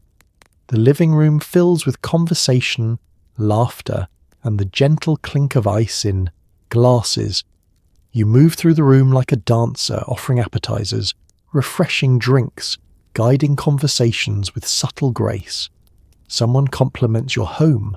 Someone else admires your centerpiece. Your husband tells a joke that lands well, and you feel a small surge of relief. Everything is going smoothly. The roast is in the oven, timed perfectly. The table is set. The guests are happy. For a brief, shining moment, you allow yourself to believe that you have pulled this off. The conversations overlap, weaving together into a pleasant hum that fills the room. Bill is talking to your husband about baseball, something about the Yankees and a trade everyone seems to have an opinion about. Margaret and Carol are discussing a mutual friend's daughter who just got engaged. Their voices warm with gossip and genuine happiness. Jim stands near the fireplace, drink in hand, admiring the framed photographs on the mantel. You circulate with the appetizer tray, offering the skewers and celery sticks to anyone whose plate looks empty. The compliments continue. "These are delicious," Margaret says, taking another celery stick. "You must give me the recipe." You promise you will, making a mental note to write it out on a card before they leave. Your husband refills Bill's scotch, adding ice and a generous pour. He's doing well, staying engaged, laughing at the right moments, keeping the conversation moving. You catch fragments as you pass. Jim mentioning a client at work who drives him crazy. Your husband commiserating. The easy camaraderie of men who understand each other's frustrations. The women's conversation shifts to children, to schools, to the PTA meeting next week that everyone seems to be dreading. You contribute when appropriate, nodding, smiling, but your mind is partially in the kitchen, tracking time, calculating when you need to excuse yourself to check the roast, to start the vegetables, to begin the final preparations. Carol notices your centerpiece and stands to examine it more closely. "This is just gorgeous," she says, leaning over the dining table visible through the doorway. "Did you arrange this yourself?" You nod, pleased. "Just some flowers from the garden." "You have such a talent," she says, and you glow inwardly, accepting the praise even as you remember the 20 minutes of frustration it took to get the arrangement right. The clock on the mantel reads 7:30. Dinner is planned for 8. You have 30 minutes, plenty of time, but you feel the pressure building again, the need to transition from cocktails to dinner to keep everything moving on schedule. Your husband catches your eye and you give him a small nod. He understands. He begins steering the conversation gently toward the dining room, mentioning something about how good the house smells, how his mouth is watering. The guests pick up the cue, making similar comments, the anticipation building. You excuse yourself with a smile. "Let me just check on everything," you say, already moving toward the kitchen. Behind you, the conversation continues, easy and warm, the sound of people comfortable in your home, enjoying themselves. It is the sound you have been working toward all week. In the kitchen, you open the oven and peer inside. The roast is perfect, browned and fragrant, exactly as it should be. You close the oven door gently and allow yourself one quiet moment of triumph.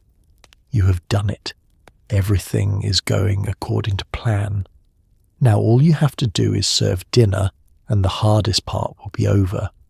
You announce that dinner is ready, and everyone moves to the dining room with the kind of anticipation usually reserved for theatre performances. They take their seats, admiring the table, the flowers, the gleaming silverware. You bring out the first course, a simple salad arranged with care, and watch as people take their first bites.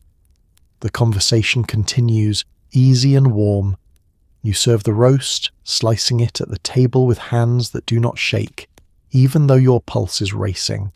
It is cooked perfectly, tender and juicy, and the compliments flow freely.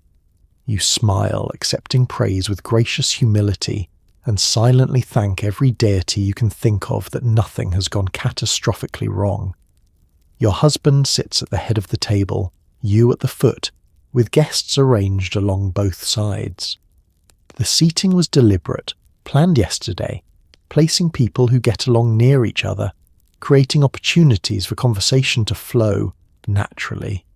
Margaret sits to your left, Carol to your right. Bill and Jim flank your husband. Everyone settles into their chairs, spreading napkins across their laps, admiring the table settings. "This is beautiful," Margaret says again, gesturing to the centerpiece, to the china, to everything. "You have outdone yourself." You demur, brushing off the compliment even as it warms you. "It is just dinner," you say, though you both know it is much more than that. The salad is already plated, arranged in the kitchen moments ago, lettuce and tomato and cucumber dressed lightly in vinaigrette. You bring them out two at a time, placing them gently in front of each guest, working your way around the table. The conversation pauses as people pick up their forks, then resumes as they begin eating. The salad is fresh, crisp, exactly right. No one says it is too dressed or underdressed. No one finds anything wrong. They eat and talk, and you allow yourself a moment to sit, to take a bite of your own salad, though your stomach is too tight to fully enjoy it. When the salad plates are empty, you clear them efficiently, stacking them carefully, carrying them to the kitchen. Your husband offers to help, but you wave him off. "Stay, talk," you tell him. "I have this under control." In the kitchen, you work quickly. The roast comes out of the oven, resting on a cutting board, the smell rich and intoxicating. You arrange the roasted potatoes and glazed carrots on a serving platter. The green beans, reheated and tossed with butter and almonds, go into a serving bowl. Everything looks perfect. You carry the roast to the dining room on its carving board and place it at your husband's end of the table. He stands, carving knife and fork in hand, ready to play his part. You bring out the vegetables, setting them within easy reach, and then you stand beside your husband as he begins to carve. The knife slides through the meat easily, revealing the pink center perfectly cooked. He cuts thin slices, arranging them on the serving platter, and the guests murmur appreciatively. "That looks wonderful," Bill says. "You have a real talent," Jim adds. You serve each guest, placing slices of beef on their plates, adding potatoes, carrots, green beans. You work around the table, making sure everyone has enough but not too much, asking if anyone wants more, adjusting portions as requested. When everyone is served, you finally sit and allow yourself to look at what you have created. The table is full of food, beautiful and abundant.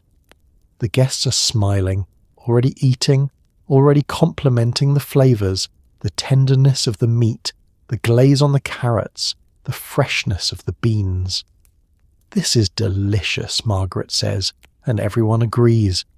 You feel a swell of pride so strong it nearly brings tears to your eyes. You have done it. You have created this moment, this evening, this perfect dinner. And for now, for this brief shining moment, everything is exactly as it should be. Dessert is your final act, the closing flourish of an evening that has gone better than you dared hope. You bring out the cake you baked this morning, a delicate layer cake with frosting you piped by hand. It sits on your best cake stand, a small architectural marvel of sugar and patience. You slice it carefully, serving each guest a piece that looks magazine perfect. The first bite brings sighs of approval. Someone asks for the recipe. Someone else declares it the best cake they have ever tasted, which you know is an exaggeration but accept with quiet pride. You have done it.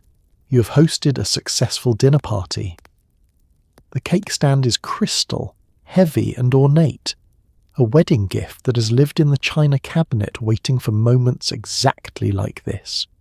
You placed the cake on it an hour before guests arrived, centering it carefully, making sure it sat level and stable. Now you carry it from the kitchen to the dining room with both hands, moving slowly, cautiously, as though transporting something precious and breakable, which you are. The guests have finished their main course, plates pushed slightly away, napkins dabbed against lips, conversation flowing easily. They pause when you enter, turning to watch as you set the cake stand in the centre of the table, right where the flowers were. You moved the centerpiece to the sideboard moments ago, making room for this final presentation. "Oh my," Carol breathes. "That is beautiful." The cake is 2 layers, perfectly level, frosted in pale yellow buttercream that you smoothed with a spatula until it looked almost professionally done. You piped delicate rosettes around the top edge, each one a tiny spiral of frosting, and added a ring of them around the base where the cake meets the stand. It is simple, but elegant, the kind of cake that signals effort without screaming effort, which is exactly the balance you have been trying to strike all evening. You return to the kitchen for the cake server and dessert plates, the small china plates with the same blue flower pattern as the dinner service. You bring them to the table and begin slicing, cutting through the layers with slow, deliberate pressure. The knife slides smoothly, the cake holding together beautifully, not crumbling, not collapsing. Each slice reveals the tender golden crumb, the thin layer of buttercream between the 2 layers. You serve each guest, placing a slice carefully on each plate, making sure every piece looks equally beautiful. Margaret receives the first slice, then Carol, then the men, working your way around the table until everyone has dessert and you can finally serve yourself. The first forks lift, the first bites are taken. You watch, barely breathing, waiting for the verdict. Margaret closes her eyes. "This is heavenly," she says. "So light." "The cake is wonderful," Bill agrees. "Really exceptional." "You must give me the recipe," Carol says for the 3rd time tonight. And this time you promise more emphatically, already planning to write it out on a card, maybe even make a copy for Margaret as well. Jim asks for a 2nd slice before he has finished his first, and you feel a rush of warmth at his enthusiasm. Your husband catches your eye from across the table and smiles, a private smile that says, "I am proud of you." And you smile back, feeling the tension that has been coiled in your chest all evening finally begin to unwind. Coffee is offered and accepted. You brew it fresh, strong and hot, and serve it in your good china cups, the ones that match the dinner service. Cream and sugar are passed. The conversation softens, slows, becomes more intimate and reflective. People lean back in their chairs, satisfied, content in no rush to leave. "This has been a wonderful evening," Margaret says, and everyone murmurs agreement. You accept their thanks, their compliments, and for the first time tonight, you allow yourself to fully believe them. You have done it. You have pulled off a successful dinner party. The food was good. The table was beautiful. The conversation flowed. Nothing catastrophic happened. No one choked. Nothing burned. The jello set. The roast cooked perfectly. Every detail, every small decision, every moment of preparation came together into this. An evening your guests will remember fondly. An evening that proves you're a capable hostess, a good wife, a woman who knows how to create warmth and welcome in her home. And as you sip your coffee, listening to the comfortable murmur of conversation around your table, you feel something close to contentment settle over you. You did this, and it was worth it. The evening winds down slowly, gently, as guests finish their coffee and begin reaching for coats. They linger in the doorway, still talking, still laughing, reluctant to let the night end. You accept their thanks, their compliments, their promises to reciprocate soon. You hug the women, shake hands with the men, and wave from the porch as they walk to their cars. The door closes behind the last guest and the house falls quiet. Your husband smiles at you, proud and a little amazed. "You did it," he says, and he is right. You did. The first to leave are the Thompsons, Bill checking his watch and mentioning something about an early morning tomorrow. Margaret protests mildly, not ready to go, but Bill is already standing, already collecting their coats from the hall closet. You walk them to the door, Margaret still talking, still complimenting the meal, the house, your dress, everything. "We must do this again soon," she says, and you agree, though you both know it will be months before you have the energy to attempt another dinner party. She hugs you at the door, a quick squeeze that smells of her perfume and coffee and warmth. Bill shakes your husband's hand, thanks him for the scotch, for the company, for the excellent evening. You stand on the porch and wave as they walk down the path to their car, their figures disappearing into the darkness beyond the reach of your porch light. The night air is cool against your face, refreshing after the warmth of the house. You breathe it in, feeling the tension begin to ease from your shoulders. The Hendersons live next, Carol insisting on helping you clean up first. You refuse, firmly but kindly, walking her to the door despite her protests. You have already done so much, you tell her. Let me handle the rest. She finally relents, retrieving her coat, the empty dish you brought, now washed and dried, and returned to her. Thank you for a lovely evening, Jim says, his handshake firm and warm. Carol hugs you, whispers that you are a wonderful hostess, and you feel your throat tighten with unexpected emotion. It is the exhaustion, the relief, the accumulation of a week's worth of worry finally releasing. You wave from the porch again as they walk to their car, their voices carrying faintly in the night air, fragments of conversation you cannot quite make out. The car doors close, the engine starts, the headlights sweep across your lawn as they back out of the driveway, and then they are gone. You close the door and lean against it, your hand still on the knob, feeling the cool metal one last time.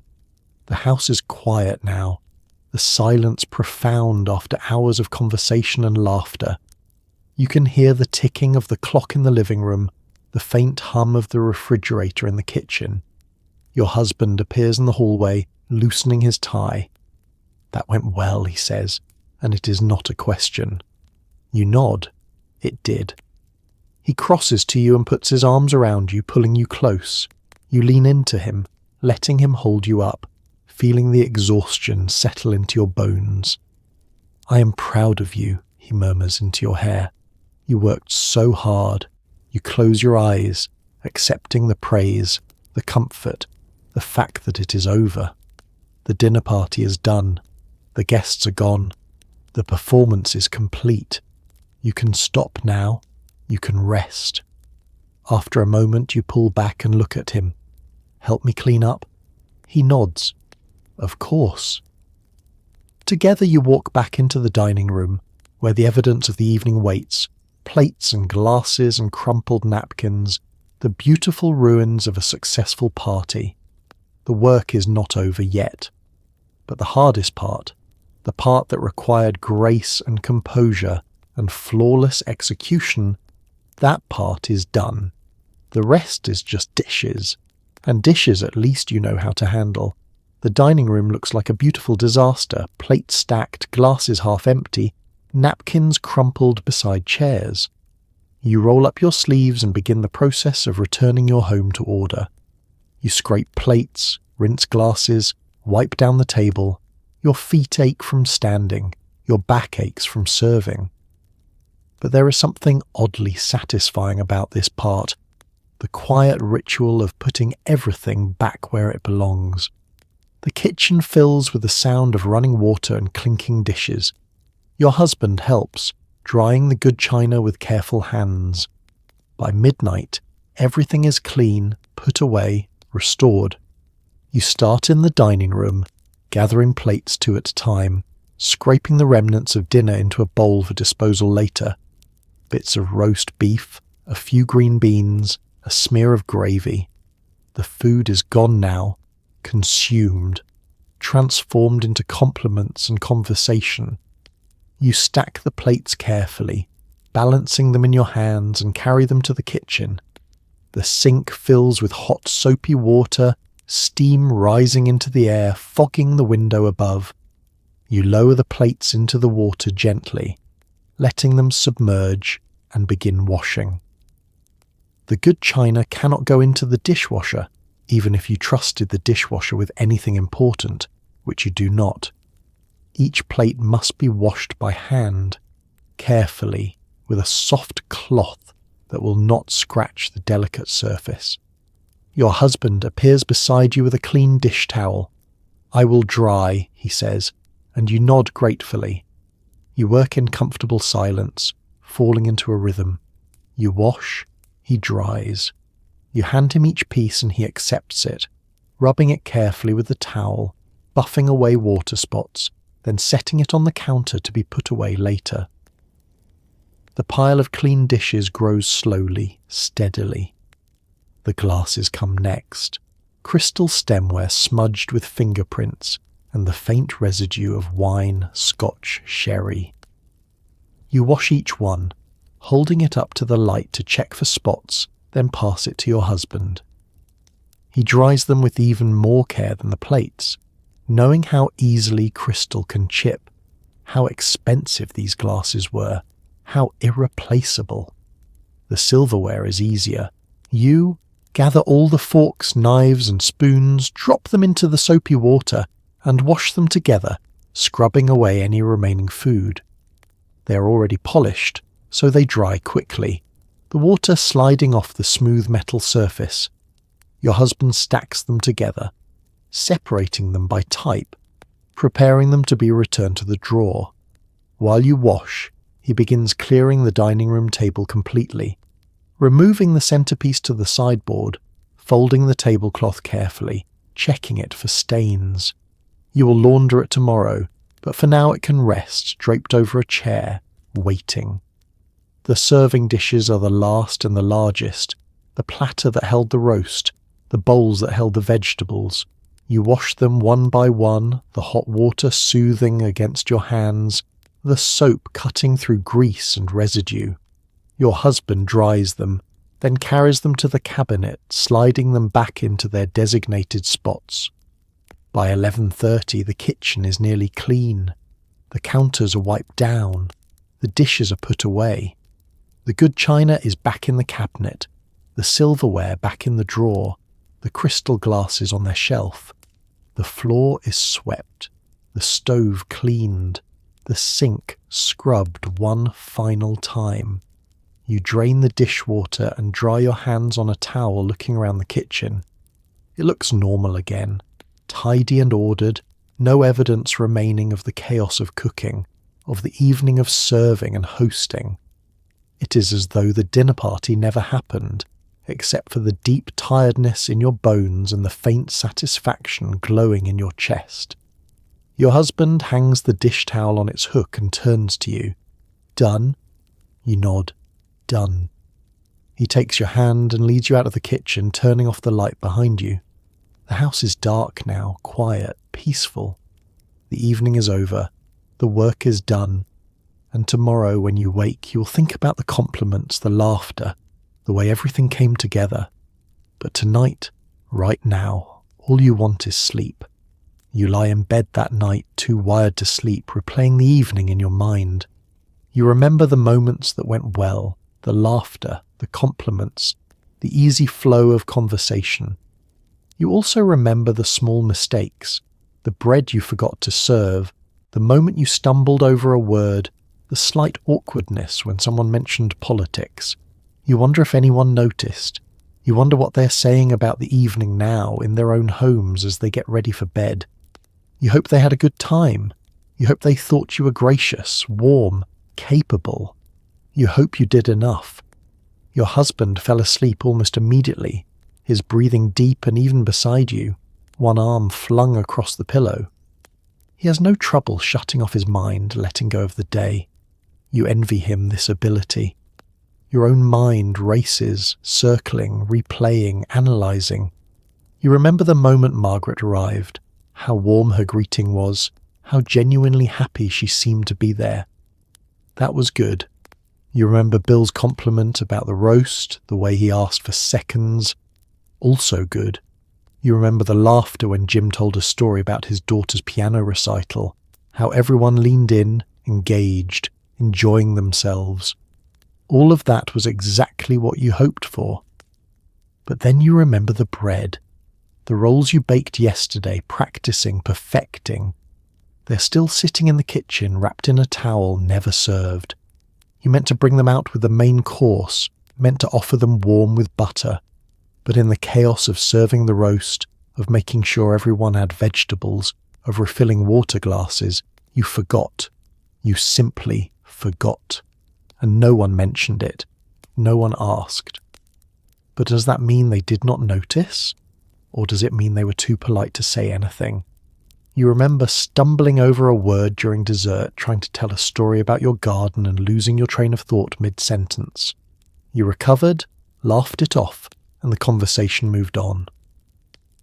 But for that brief moment you felt foolish, flustered, exposed. Did anyone notice? Did Margaret exchange a glance with Carol?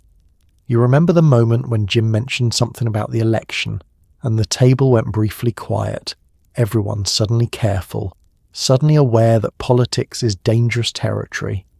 You steered the conversation away quickly, asking about his work instead, and the tension dissolved. But it was there, that moment of discomfort, that flash of potential disaster. These small imperfections circle in your mind, magnifying, growing larger than they were in reality. You know you're being too hard on yourself. You know the evening was a success. But you cannot stop picking at these moments, worrying at them like loose threads. You wonder what Margaret is thinking right now.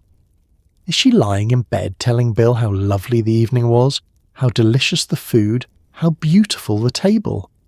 Or is she mentioning the missing bread, the stumbled story, cataloguing your failures? You wonder if Carol will call you next week to thank you again, or if she will call Margaret instead to discuss, to analyse, to compare notes. You turn onto your side, pulling the blanket higher, trying to quiet your mind. The house is silent except for the ticking clock and your husband's breathing. Outside, the neighbourhood sleeps. Tomorrow you will wake and the evening will be over, truly over, solidified into memory. You will know, by the light of day, whether it was the success you hope it was. But tonight, in the dark, you can only replay it, second-guess it, wonder. You close your eyes and try to remember the compliments instead of the mistakes. The way everyone praised the cake. The way they lingered at the door, reluctant to leave. The way Margaret hugged you and promised to reciprocate soon. These are the things you should hold on to. These are the evidence that you succeeded. And slowly, very slowly, as exhaustion finally begins to win over anxiety, you let yourself believe it. You did well. You were a good hostess. The evening was lovely.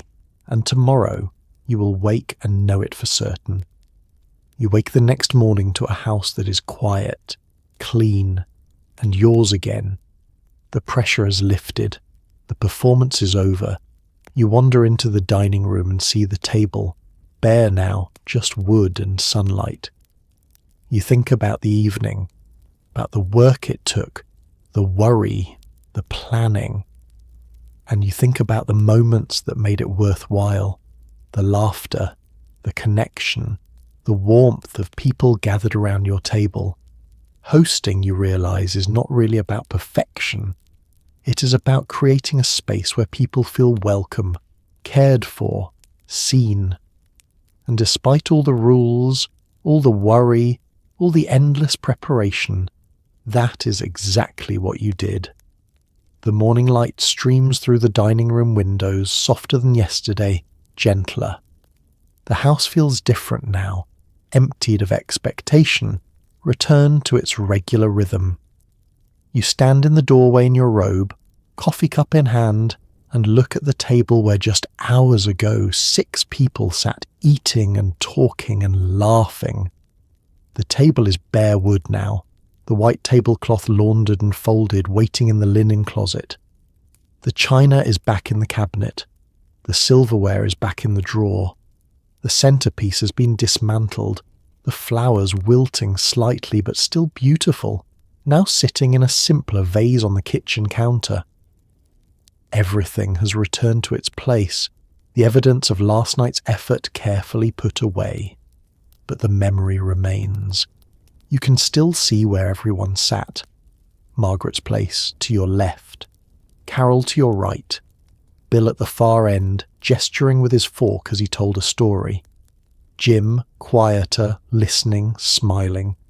Your husband at the head of the table, playing his role perfectly, keeping drinks filled, keeping conversation moving. You walk to the table and run your hand across the smooth wood, feeling the coolness against your palm. This table has held so many meals, so many ordinary breakfasts and dinners, rushed and unremarkable. But last night it held something different. Last night it was the centre of something warm and meaningful, a gathering of people who chose to spend their Saturday evening in your home, eating food you prepared, enjoying your company. You think about all the rules you followed, all the standards you held yourself to. The perfectly folded napkins, the polished silver, the spotless bathroom, the rehearsed menu, the timeline taped to the refrigerator, every minute accounted for. At the time, all of it felt necessary, essential, the framework that would prevent disaster. But now, in the quiet morning light, you realise that none of those things are what made the evening successful. Margaret did not compliment the napkin folds. Bill did not comment on the silver polish. What they complimented was the warmth, the welcome, the feeling of being invited into your home and made to feel comfortable there. The perfection you chased so relentlessly all week, it mattered less than you thought. What mattered was the cake that made people sigh with pleasure, the conversation that flowed easily because you had chosen your guests well, people who liked each other, who had things to say, the way you made everyone feel seen, remembered, cared for. Hosting, you understand now, is not about achieving some impossible standard of domestic perfection. It is about generosity. It is about opening your door and saying, "Come in, sit down, let me feed you." It is about creating a space, even a temporary one, where people can relax and connect and feel, for a few hours, that they are exactly where they are supposed to be. You did that last night. Despite your nerves, despite the forgotten bread and the stumbled story, despite all the small imperfections that only you noticed, you created that space. Your guests left happy. They left fed. They left feeling welcomed and appreciated. And that, you realise, is what a successful dinner party actually is. The phone rings, breaking the quiet. You walk to the kitchen and answer it. Margaret's voice comes through, warm and enthusiastic. "I just had to call and thank you again," she says. "Last night was absolutely wonderful. We had such a lovely time." You smile, feeling the last of your anxiety dissolve. "I am so glad," you say. "It was wonderful having you." After you hang up, you pour yourself more coffee and return to the dining room, standing once more in the doorway looking at the empty table. Next time you think, you will worry a little less. You will trust yourself a little more. You will remember that the goal is not perfection but connection, not flawlessness but warmth. But for now, this morning, you are simply grateful. Grateful that it is over. Grateful that it went well. Grateful that you have a quiet Sunday ahead with nothing to do but rest, recover, and savour the success of a job well done. The following afternoon, you sit at your writing desk with a stack of cream-coloured note cards, a fountain pen, and the quiet understanding that the dinner party is not truly over until the thank you notes are written. This is not optional. This is as much a part of hosting as polishing silver or folding napkins. Each guest who brought something, a bottle of wine, a covered dish, a small hostess gift, must receive a handwritten note of gratitude within the week. You uncap the pen, position the first card, and begin. The words must be personal, but not overly familiar, grateful but not gushing, warm but not excessive. "Dear Margaret and Bill," you write, and pause, considering how to capture the evening in 3 careful sentences. The desk sits beneath the window in your bedroom, a small feminine piece with curved legs and a single drawer that holds stationery, stamps, and the various ephemera of correspondence. The afternoon light falls across the writing surface, illuminating the stack of blank note cards, each one waiting to be filled with the proper words, the correct sentiment, the exact tone that signals both gratitude and social competence. You have already laid out the cards in order, one for the Thompsons, one for the Hendersons, coordinating them with the mental list of what each couple brought. Margaret and Bill brought wine, a nice bottle wrapped in tissue paper. Carol and Jim brought that covered dish, a jello salad you served alongside your own offerings, and Carol also brought a small bouquet of daffodils that now sits on the kitchen windowsill. The first card is for the Thompsons. You write their names at the top, your handwriting careful and flowing, the script your mother taught you years ago. Dear Margaret and Bill. Now comes the hard part, expressing genuine gratitude in a way that feels both sincere and appropriate, neither too casual nor too formal. Thank you so much for joining a Saturday evening, you write. The wine was absolutely lovely, and your company made the evening truly special. We so enjoyed having you in our home. You pause, reading it back. Is it enough? Is it too much? The words feel slightly stiff, too formal perhaps, but this is how thank you notes are written. You sign it, with warm regards, and add your name in the same careful script. One down, one to go. The card for the Hendersons requires more thought because Carol brought two things, the dish and the flowers. You must acknowledge both without making the note too long, too detailed, too much. Dear Carol and Jim, thank you for the beautiful daffodils and the delicious jello salad. Both added such a lovely touch to the evening. We are so grateful for your thoughtfulness and for the pleasure of your company. You sign this one as well, then set both cards aside to dry. The ink must set completely before you can fold them and place them in envelopes. You learned this the hard way years ago, smudging a thank you note to your mother-in-law and having to start over, wasting a perfectly good card. While the ink dries, you address the envelopes, writing each name and address in the same careful script. The Thompsons live 3 houses down, close enough to walk the note over, but you will mail it anyway. Hand delivering feels too eager, too immediate. The formality of the postal service adds weight, signals that this is official correspondence, not a casual gesture. You affix stamps to each envelope, pressing them carefully into the upper right corner. Then you fold the dried cards, slip them inside, and seal the envelopes with a damp sponge, running it along the glue strip until it activates. The notes will go in the mail tomorrow morning. By Tuesday, they will arrive. Margaret and Carol will open them, read them, and feel acknowledged, appreciated, properly thanked, and the social contract of the dinner party will be complete. You will have fulfilled every obligation, followed every rule, done everything a good hostess is supposed to do. The performance truly will be over. 3 days after the dinner party, you run into Carol at the grocery store, both of you pushing carts through the produce section, selecting vegetables with the same careful scrutiny you always employ. She spots you first, her face brightening, and immediately begins recounting the evening, telling you again how wonderful everything was, how delicious the food, how lovely the table. But then her voice drops conspiratorially, and she leans in closer, asking, "Did Margaret seem a little distant to you?"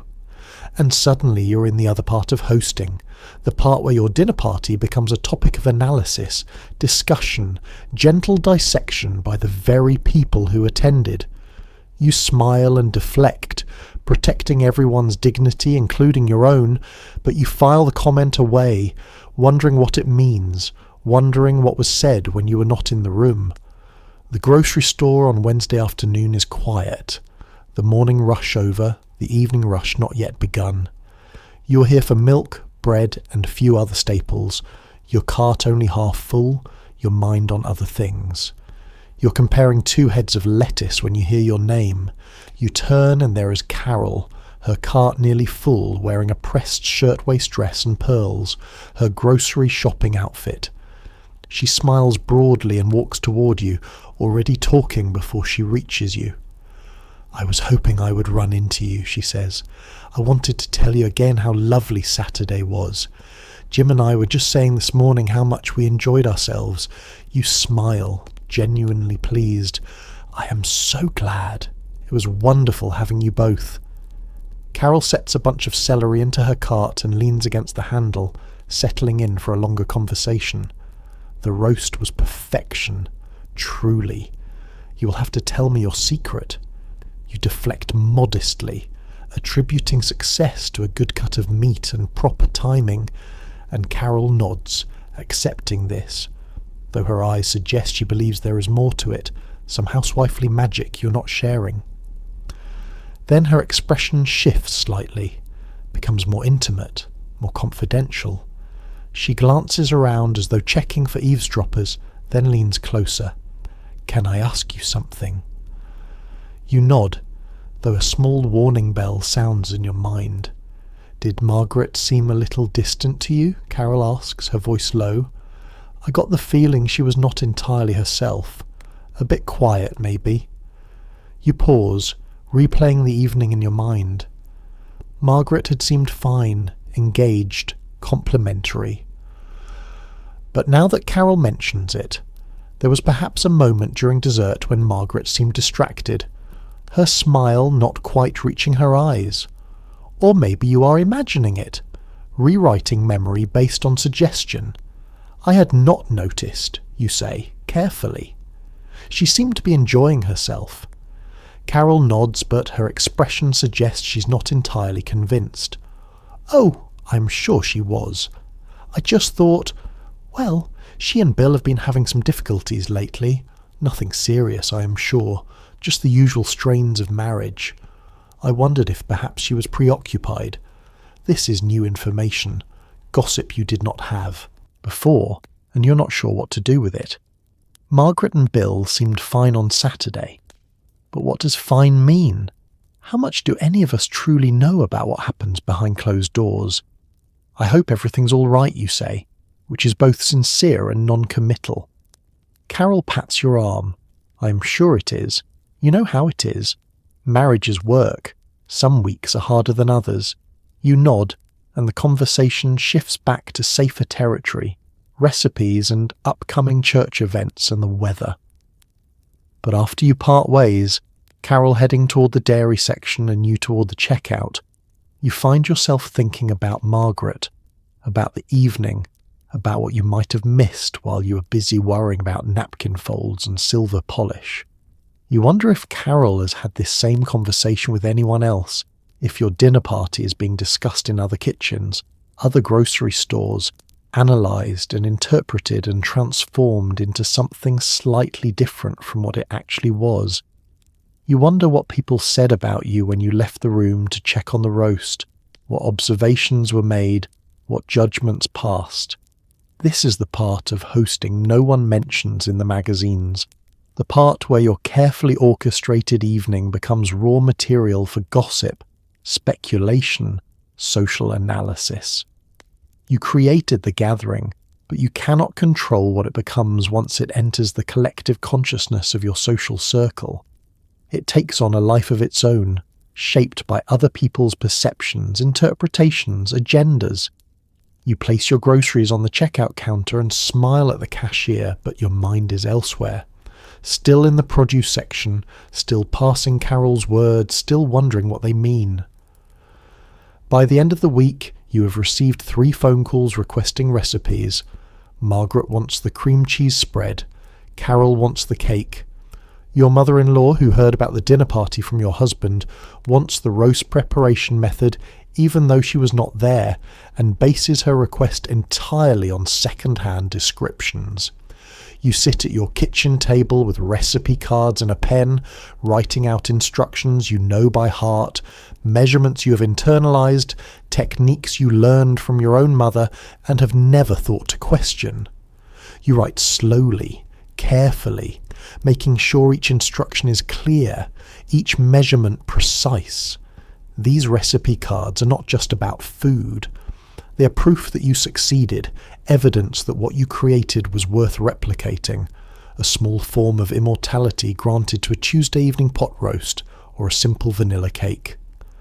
The phone calls come at different times, spread across the week, each one following the same script. A greeting, some pleasantries, then the inevitable request. I have been thinking about Saturday night, and I simply must have your recipe for that cream cheese spread, or the cake, or the roast.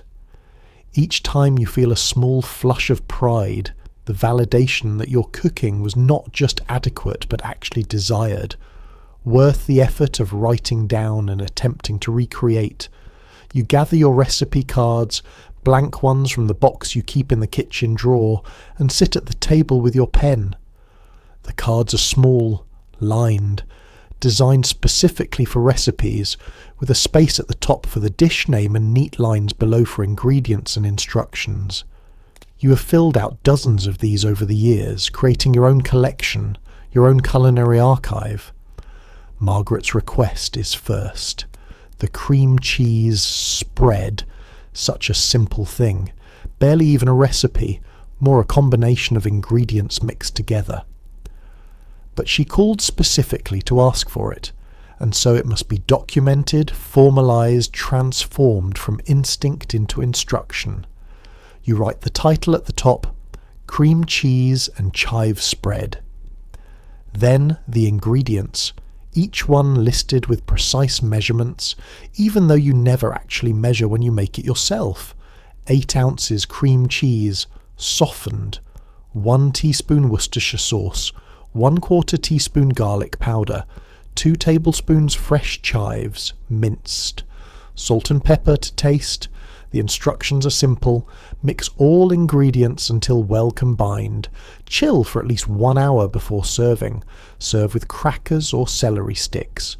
You read it over, making sure it is clear, making sure someone who has never made this before could follow along and achieve the same result. It looks right. You set it aside and move to the next card.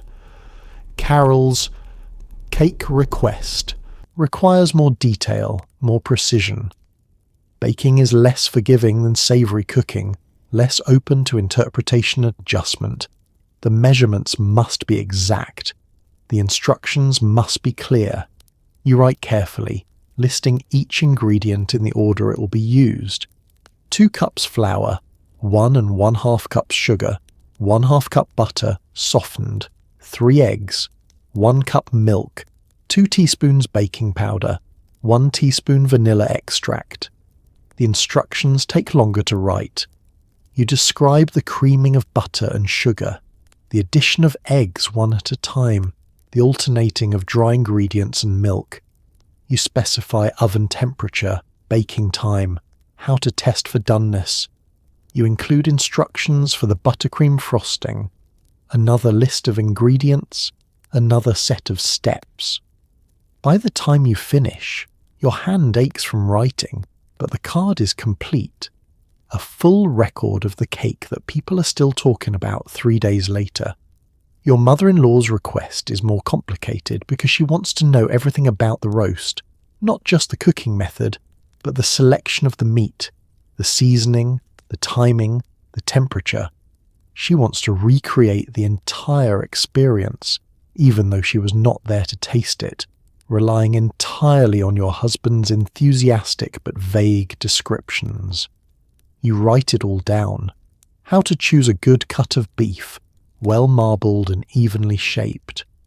How to bring it to room temperature before cooking. How to season it generously. How to sear it before roasting.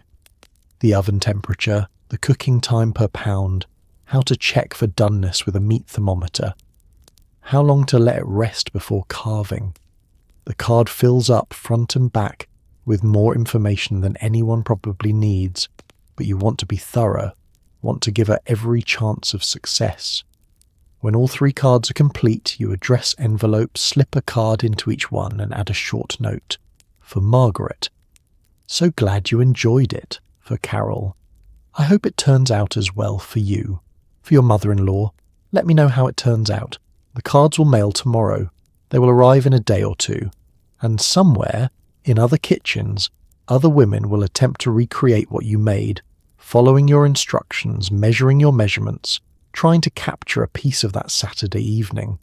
Your recipes, your methods, your small domestic triumphs, spreading outward into the world, taking on lives of their own. So tonight, as you settle deeper into your blankets, think about the women who stood in those kitchens with recipe cards and worry and determination, who polished silver until their hands ached, who folded napkins into shapes that no one would remember but everyone would notice. Think about the quiet care they poured into ordinary evenings, the invisible labour of making people feel welcome, the small daily acts of creating warmth in a world that often felt too large, too fast, too indifferent. They were not perfect. They forgot the roles. They stumbled over words. They lay awake replaying moments, wondering if they had done enough, been enough. But they opened their doors anyway. They set their tables. They invited people in. And in doing so, they created something that mattered. Something small and fragile and deeply human. Connection. Belonging. The feeling of being seen, being fed, being cared for, even if just for one Saturday evening. The rules have changed since then. The expectations have shifted.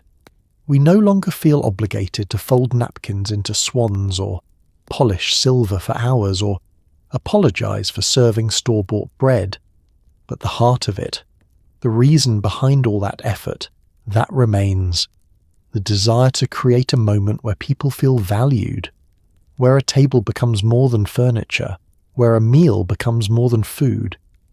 So maybe, this week, you slow down just a little. Maybe you invite someone over, or write a note, or simply notice the small kindnesses happening around you, the quiet ways people still care for one another, still open doors, still make space. Maybe you remember that hospitality is not about perfection. It is about presence, about saying, "You are welcome here."